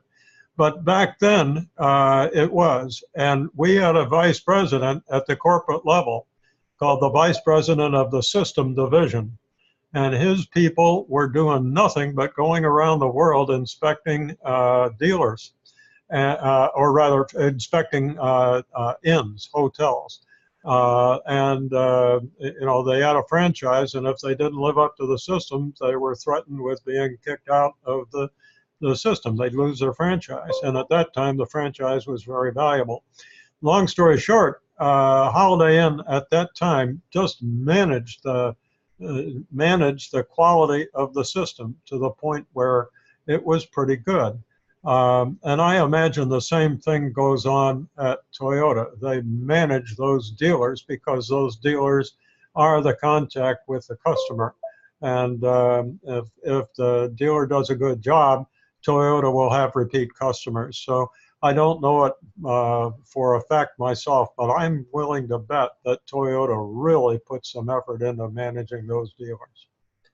Okay.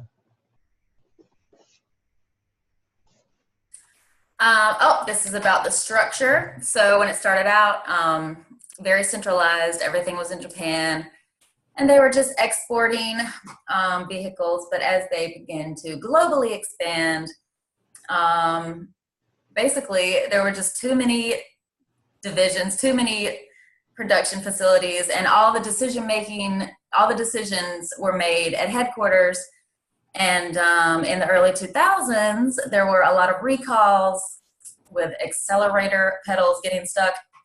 And it took them, basically executives were just flooded with complaints and they were like overwhelmed. So it took them a long time to fix the problem. So they restructured in 2011. And now they're more of a matrix structure. Headquarters still makes decisions, but there's some more divisions that, next slide. Well, there we go. Okay. So this is 2010.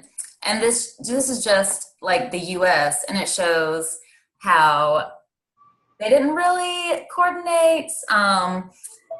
They didn't really, basically they did their thing and they turned in their information to the headquarters, and it just took a long time for them to get started. These units were not independent in the way that you might be suggesting. These are the business units.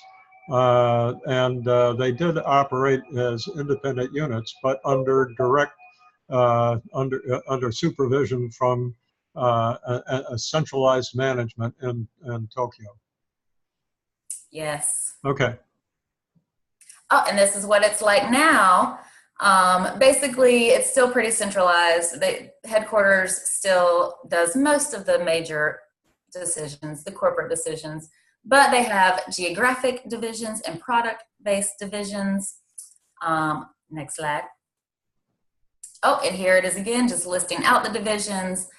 And so these are more independent. They, you know, have their own, like, basically they can make decisions. Everything still has to be approved by headquarters, but it's a lot faster with these people making decisions, sending suggestions up, than them just sending up their problems, and then headquarters makes the decisions. Oh, and product-based divisions, Lexus. The unit center, that is basically research and development just for engines and transmissions. So they're working on some pretty crazy stuff. Next. And this just shows the 7 in-house companies, and this is a more recent restructuring.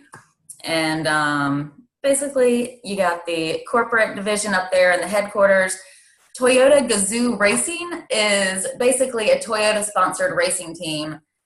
And they go race around in the little, you know, IndyCar races and whatnot, and they use that to test their vehicles, push them to the limit. You know, it's all part of the innovation. Plus, it's fun. Rebecca, what we have here is the matrix that you talked about earlier. Yes.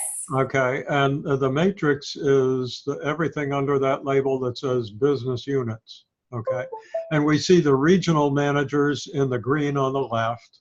We see the product-based companies, and then we see in an oversight capacity the corporate management at the top.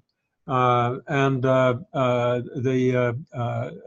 that includes management of those 2 units on the right side, which is powertrains, and then the so-called connected company, which is the administrative functions that hold all this thing together, like marketing and finance, HR, and so forth. Here it is. This proves you were right. It's a matrix.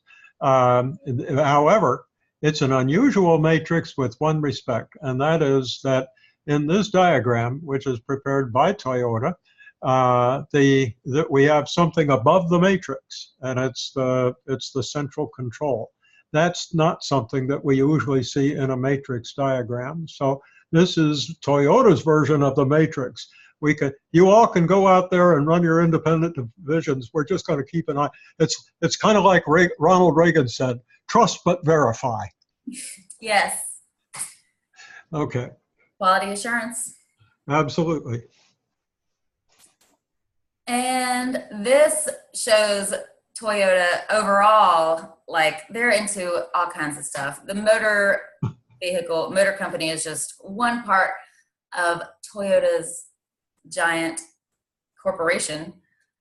They're into housing, marine development, like they're making boat engines or something. We didn't really look into all that because the motor company itself was just, you know. These are simply those business units that we saw earlier. I think what's really interesting is the very top block. this company is in 170 countries or regions. They've got 66 manufacturing facilities in 27 countries. Wow. You know, no wonder they need a matrix. And they have financial services. Yes, they do. They do it all. They have that too. Yep. Okay. All right, so the capabilities of the conclusion. So the biggest thing, their strengths is they've been able to use their superior leverage to build facilities and partnerships. They have been shown the ability to invest significant amounts of capital for future growth and the willingness to do it as well. They can look past the short term, look at what's best for the company long term. They excel in customer responsiveness. This comes down to their manufacturing, the just-in-time, and their innovative procedures that they use for how they can improve their processes. They also have superior research and development, and as highlighted in the last slide, they can produce vehicles in for any demographic in any region because they have presence in a lot of these regions. So that's the things where, because they're willing to invest in not only making vehicles there, but also manufacturing in these areas, it gives them a lot of ability to respond to market conditions and also into markets that may not be able to otherwise. All right, so the next section we're going to go over is the goal, strategies, and implementation. And JD is going to start us off kind of going over some of the goals.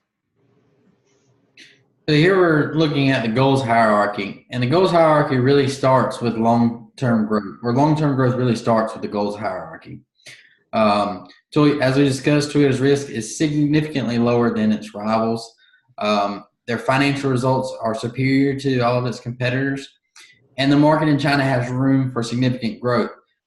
As you'll see, the arrow on the screen there for Toyota puts it between favorable market position and long-term growth, mainly due to the significant growth area in China and India. So there is still some market position that can be gained there. And so that's why Toyota is not significantly in just the long-term growth stage. They have market position that can be gained in those areas, and some market position that can gain in others as well. Their highest priority is increasing sales in China and advancing the hybrid and fuel cell vehicle technologies. That is going to be their priority, to increase sales and to increase them going forward. If we can go on to the next slide. Can I have just a second with you there? Sure. Okay, for those of you out in, what's the name of that out? YouTube land. The goals hierarchy is a way of characterizing the prioritization of goals. And it's the priority. It's not an absolute thing. If your goal is superior financial results, that doesn't mean you don't care about market position. But in this case, what this team has said is that Toyota doesn't have, in some places, particularly China and India, a favorable market position yet. So its goal is at that level. It's seeking a more favorable market position in those two markets, those two countries. On the other hand, worldwide, Toyota is a leader, unquestionably. And so its priorities also have to place emphasis on long-term growth, and that probably means innovation and diversification, and a lot of this technology stuff that we're probably going to hear more about. So what the purpose of the goals hierarchy is simply to clarify the priority of goal setting. And when you do that, that gives you an idea of where priorities in strategy formation have to be. If you're trying to develop superior financial results or a more acceptable risk, perhaps because your leverage is too high, that calls for one kind of strategy. If your priorities are for market position, that calls for something else, and something else, yet something else if your priorities are on long-term growth. Here we have a company that is trying to seek a more favorable market position while it's pursuing long-term growth. So that's a pretty large order. Okay.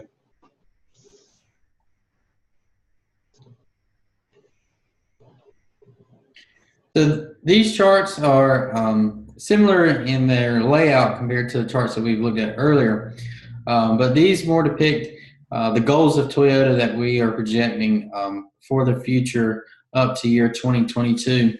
And you can see that there's a little bit more of an increase in almost every area because these are in fact goals.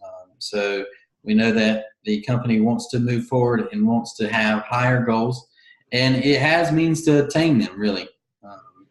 If you'll go to the next slide and just look, and we can see where invested capital is increasing significantly along with long-term debt. Leverage has a slight increase, but if you look at the scale, it is really not that significant. And then we can go to the next slide with a chart. And so what you see first off is sales. And so 2.5 million cars produced the sales revenue you see there for the 165,000, it's in billions. That 2.5 million cars produced that. They go back 70 or 80 slides ago, we discussed that in 1972, Toyota hit its millionth car sold. So now they're selling 2.5 million cars a year. So they have come a long way since 1972. JD, if you are looking at a slide that shows the number of cars produced, we are not looking at a slide like that. We're looking at your financial goals summary. Right, and it's just, and we do not have that slide. It's okay. Just for reference to to really be able to describe how we got to the goal of increasing sales to 72,000 that you see there. That's $73 billion. Right. We're going to increase by 73 billion. We're going to go from 277 billion to 350 billion, right? Correct. Okay. And so while it may seem unattainable, the reality is that that's 650,000 cars. The Toyota's goal is really to increase sales another 1.3 million cars just in China over the next 12 years. So to say they would make it halfway in 5 is realistic and very attainable. So along with that, we would hope that profit margin would increase. Return on investment, as we have discussed, they are making significant investments in these technologies that we would hope to see sales increase over the next few years for electric vehicles, fuel cell vehicles. And long-term debt and invested capital are increasing significantly because Toyota is going to keep making those significant investments in the infrastructure and things that they need to produce that amount of sales that I described. It is something that they will have to do and need to do to make it to that point. So these goals are very attainable for them. And it is going to increase their leverage, but compared to the investment they're making, they really are still in optimal position compared to others. And compared to their American rivals. Yes. Yeah. Okay. Now, do I understand correctly that you took the estimates that we saw earlier and you modified them to express what you consider to be standards of excellence? Yes. So we didn't take Value Line's word for it. Instead, once we got Value Line's input, we decided to tell the world and Toyota what superior results look like instead of just taking Value Line's estimates. Yeah, exactly. Notice that I am applauding. Okay. So with that, we also have market position goals. To double the presence in emerging markets, China and India, those are emerging markets. We increased the market share by 10%, or market share to 10%. Currently, both markets sit around 4.5%, as we described earlier.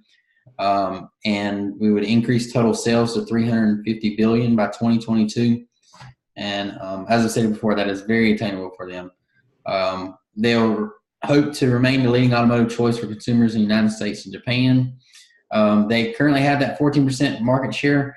That could increase, but they have significant competition, but they're still superior to others depending on the time period.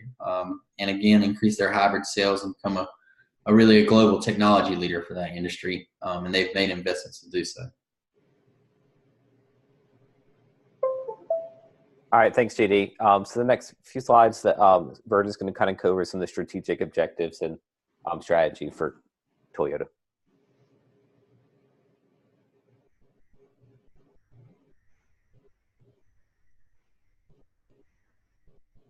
Who's talking? Verdon, if you're trying to talk, you're on mute. All right, strategic objective for Toyota. Next slide, please. Okay, Toyota and at this point seem to have a hybrid strategy of low cost leadership and differentiation. The low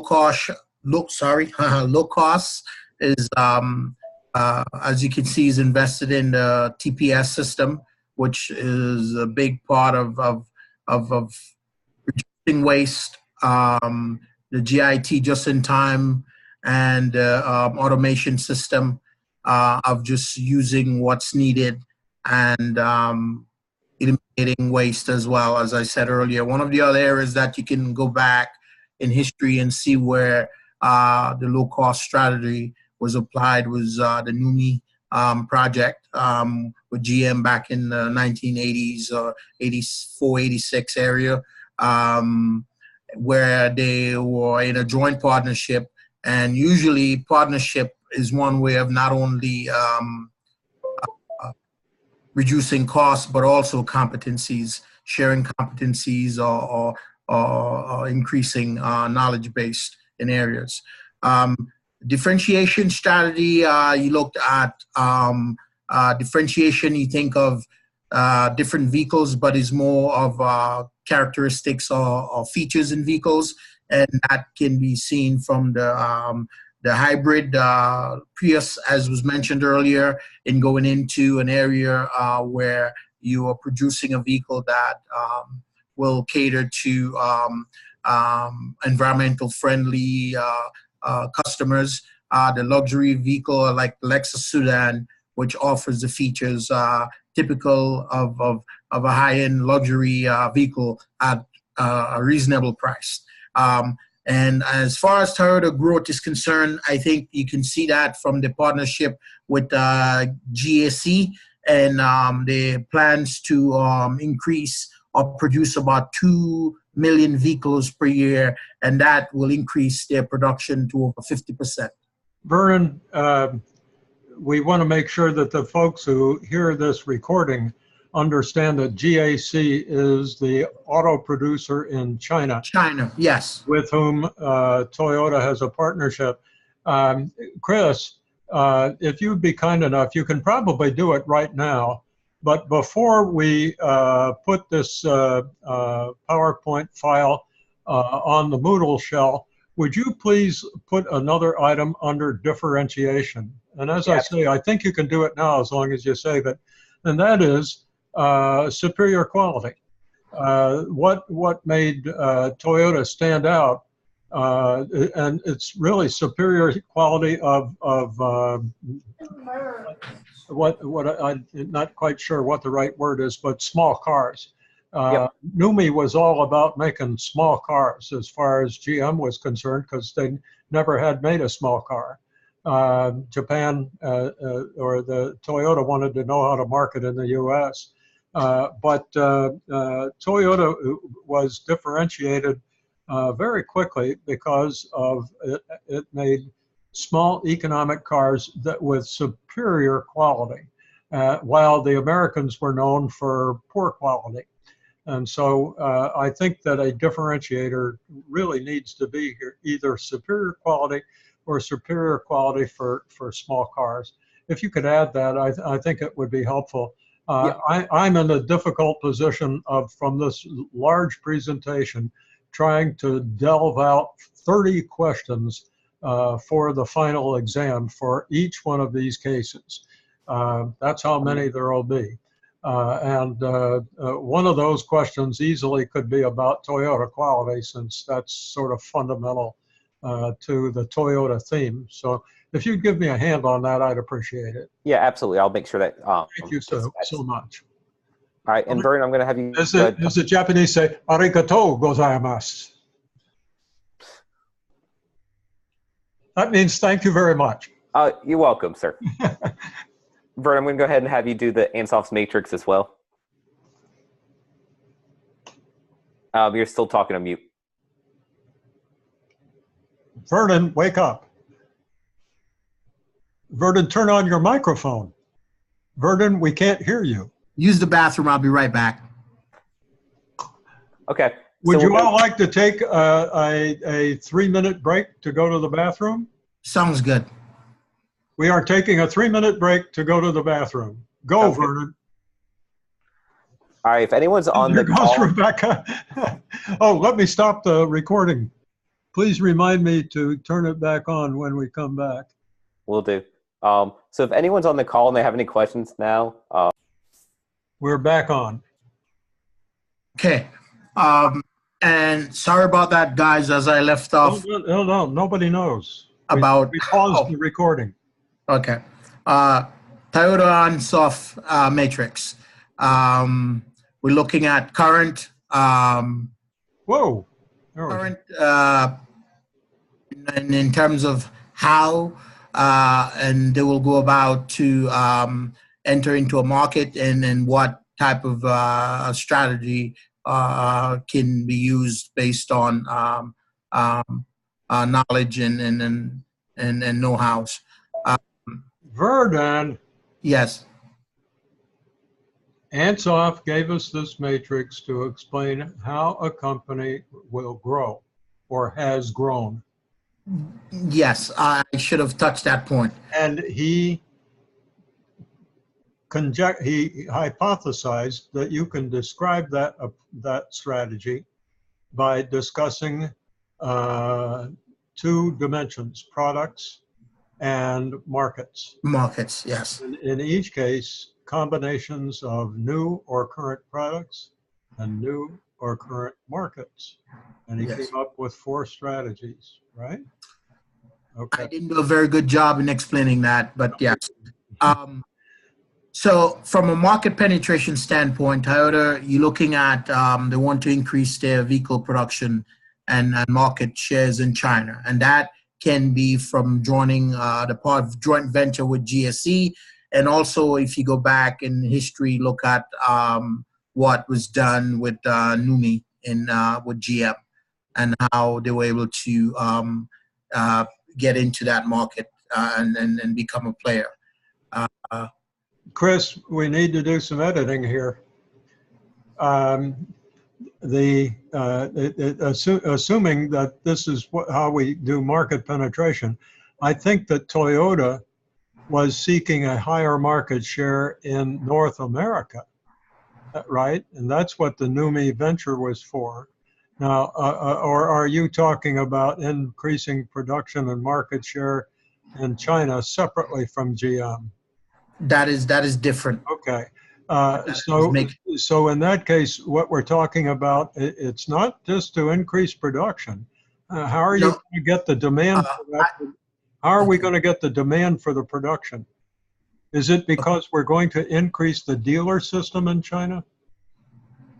No, as I mentioned, was part of it was, yes, the partnership joint venture with GSE, the Chinese company, market penetration. That is one way of increasing. Oh, so we're talking about the partnership with SAIC in China. Yes. Oh, I'm sorry, GAC, pardon me. Yes. All right. Okay, I understand. So I was using this example, NUMMI, the venture with NUMMI was a similar approach of how to be able to market penetration in the US. All right. joining with GM. So essentially, the approach to market penetration is the use of joint ventures. Yes, joint ventures. Okay. Yeah. So we need to make, in this block, we need to say joint ventures. use of joint ventures. Okay. NUMMI in the United States And GAC. Yes. Okay. Okay. Anything else? Like advertising or increasing the dealer system? TPC, I mentioned that as far as it goes with, and that could probably be in the developing of markets, but also in market penetration. As far as I know of right now, I think because as we go back and touch on the history, I think Japan has to establish a relationship in China to be able to before moving too fast ahead, make sure that that is received well and there is a good foundation in place. So how would we improve the perception of Japanese a Japanese company in China? How could we do that? Well, one, I think hiring more locals in the positions of areas within the company and training them and in a tighter way. And then two, you can look at maybe giving, charitable giving, finding organizations within the company, within the country, that might align with some of Toyota's principles and those are great ideas. Yeah. And I suspect, advertising comes with this. Yes. Yes. There's a lot of media in China. And by the Yes. way, there's much more use of cell phones and smartphones, media advertising in China than there is in North America and Europe. So that would probably be a very good way to do it. But I do think we need to edit that one cell of the Ansos matrix. Do you think we could do that before we go live with it?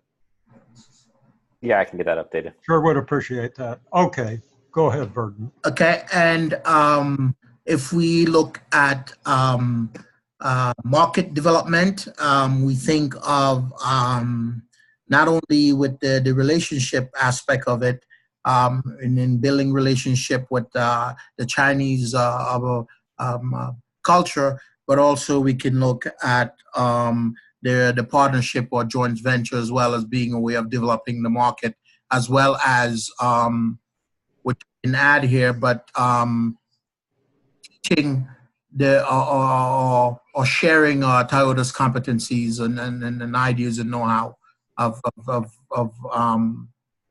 building quality vehicles, standard, basically the TPS, Toyota production. So we've got the market development is when we take our current products into new markets. Yes. And so we've got a little bit of the same thing that we had above with our joint venture with GAC, and but I think that there's something else here that probably needs to be added, and that is to develop India. Right? India is the growth market of the future, and so I think maybe you're building up strong relationships with key players and then you've got strong relationships with GAC, and your market penetration has sort of covered that, and here it is again.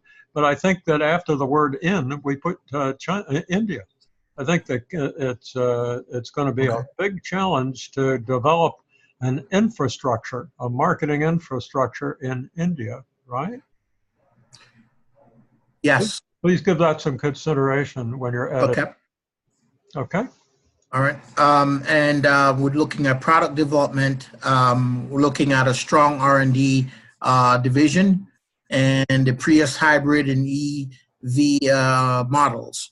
One areas of where Toyota seems to be focusing a lot of their attention now, as we talked earlier about hybrids and EV models being key players in the auto industry and its future growth potentials.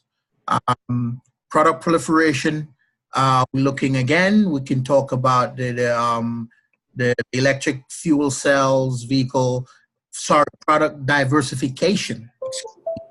The electric fuel cells, continued of the differentiation and strategy as we talked about earlier, and continue to develop new diverse portfolio for Toyota. Along with being, in a sense, going into a more diverse market, creating a diverse market, there's increased risk. And that can be tied into what, as JD figures has shown earlier, where you can see that the returns were earlier low before the estimation of what we expect to see in the next 5 years, because Toyota's growth is long-term and a favorable market position. So those numbers will reflect that. Okay. Next slide. All right, so we're going to go over to Rebecca for the functional objectives. Yes, and functional objectives, basically like actual goals they can be working on. The TNGA, the Toyota New Global Architecture, basically they're working to make the car parts, standardized.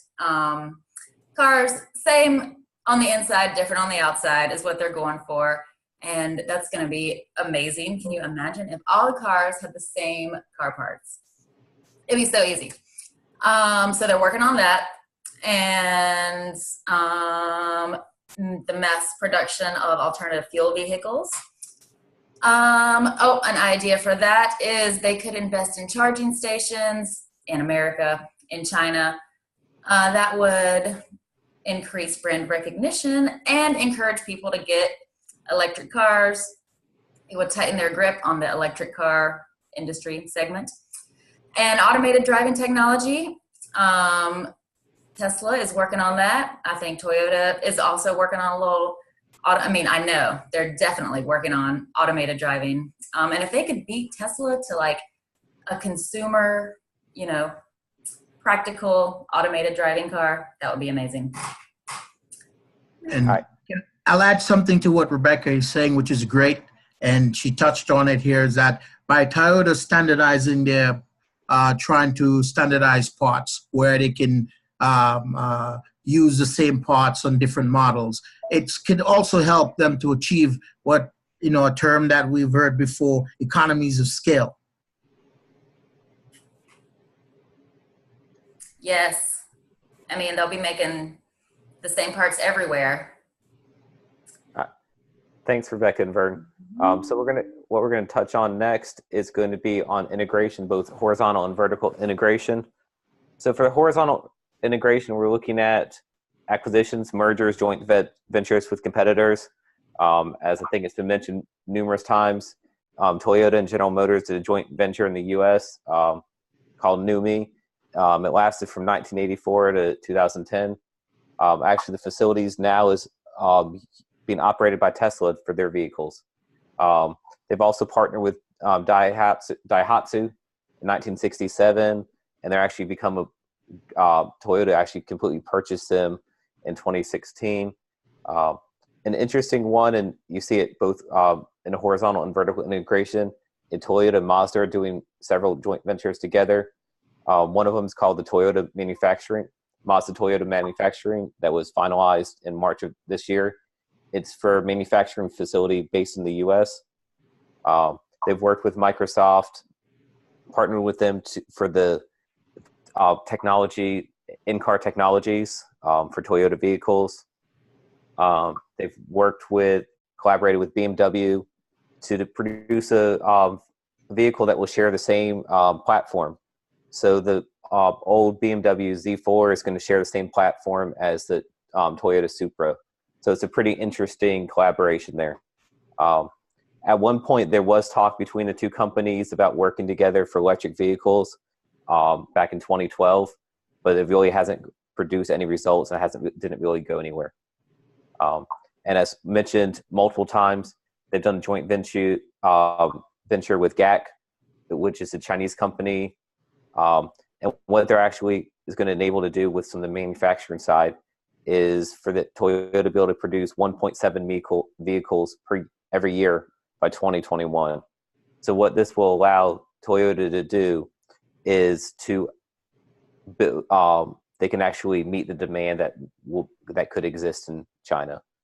So now their key is going to be to build the demand for the products. All right, next slide, we're going to talk about vertical integration. And one thing that I've noticed during the research for Toyota for the vertical integration is a lot of the integration they're looking at centers around their electric vehicle and hybrid vehicle technologies. So one of the things that they did recently is they purchased a 15% stake in Orocobre. It's an Australian company that actually mines lithium in Argentina that's used to produce the hybrid technologies. They've also worked on consolidating electronic production with Denso. So what they're doing is actually working so Denso will be with their primary manufacturer for the electronic components. They also have the joint venture that I mentioned earlier with Mazda and Denso to develop some technologies for electric vehicles. So what Toyota is really putting emphasis on is working and building these partnerships with vehicles, both horizontal and vertical, so they have more control over their production. They've actually had a joint venture with Panasonic since 1996 to produce their lithium-ion batteries used for hybrid vehicles, and now they're expanding that partnership with them and doing a joint venture to develop the batteries for the electronic vehicles. And what Toyota's kind of thinking going into all this is that it's kind of threefold. One is it reduced the cost for this, but they also, by taking a stake in these companies, they have a little bit more control over the quality for it as well. And they also are ensuring that they will have the appropriate resources in order to meet their expected demand. So as JD had mentioned earlier, they're wanting the sales to hit up to 350 billion. Well, this is how they can ensure they can get there, is by making sure they have access to all the supplies they need to produce the vehicles. And this slide here just kind of goes over some of the key affiliated suppliers that Toyota has. Notice in the parentheses that they have an equity stake in all of these companies. For Toyota, when they do most of the joint ventures, especially with suppliers, they will take an equity stake, so that way they have some skin in the game as well. But it also lets them have more influence over the quality of the parts that are coming into Toyota. As Verdun and Rebecca mentioned, a key component and a key foundation for Toyota is the quality, and this is one way that they can ensure the quality. All right, the next slide we're going to go over is implementation projects and priorities. It's probably seem like being a dead horse, but it's building on infrastructure for the growing markets in China and India. This may be research and development. This may be manufacturing. This may be partnering with the right companies in order to have access to the market. As Verdun had mentioned, for the Chinese market, one of the biggest things they could do is partner with a Chinese company. It allows them access to the market. And from there, they can kind of build on, once they get their foot in the market, they can kind of build on that. And the next thing is expand their electric vehicle capabilities. They've invested heavily in electric vehicles. That's really where they see the future automobiles is going to be. So they're working on putting the money in now for it, and so they can see the results in the future. And this is, I found pretty interesting, is this is the current production and research and development basis. So what you're seeing is they're expanding the footprint in India. They're expanding the footprint in China. They have some in Europe. They have some in the US, but you also see some presence in South America as well. So what they try to do and allows them to be more efficient is they actually have the production in these countries they're selling the products.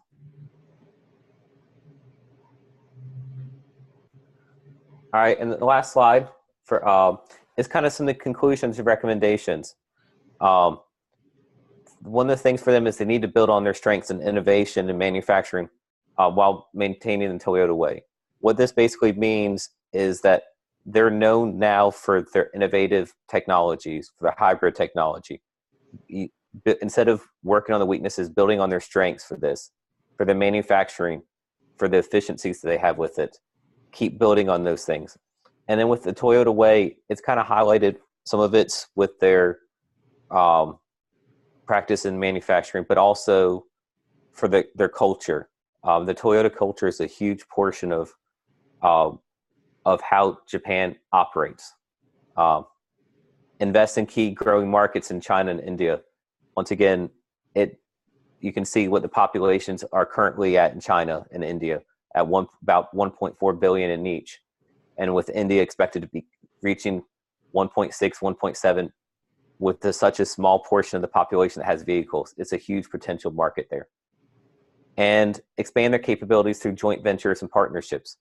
Once again, I know we've talked about it multiple times, but with NUMMI, a lot of the partnerships and joint ventures that Toyota's done, they've gained a lot more out of it than they've given up to the technology. So they've been able to really take advantage of these partnerships that's allowed them to build on the capabilities they currently have. So I think at this point, we can open up the presentation to any questions, comments, unless anyone else on the team has something they would like to add as well. Yeah, let's stop sharing, Chris, so we can see everybody. If you would be kind enough to do that. Or am I the one that's doing that? No, you are, I think. There we go.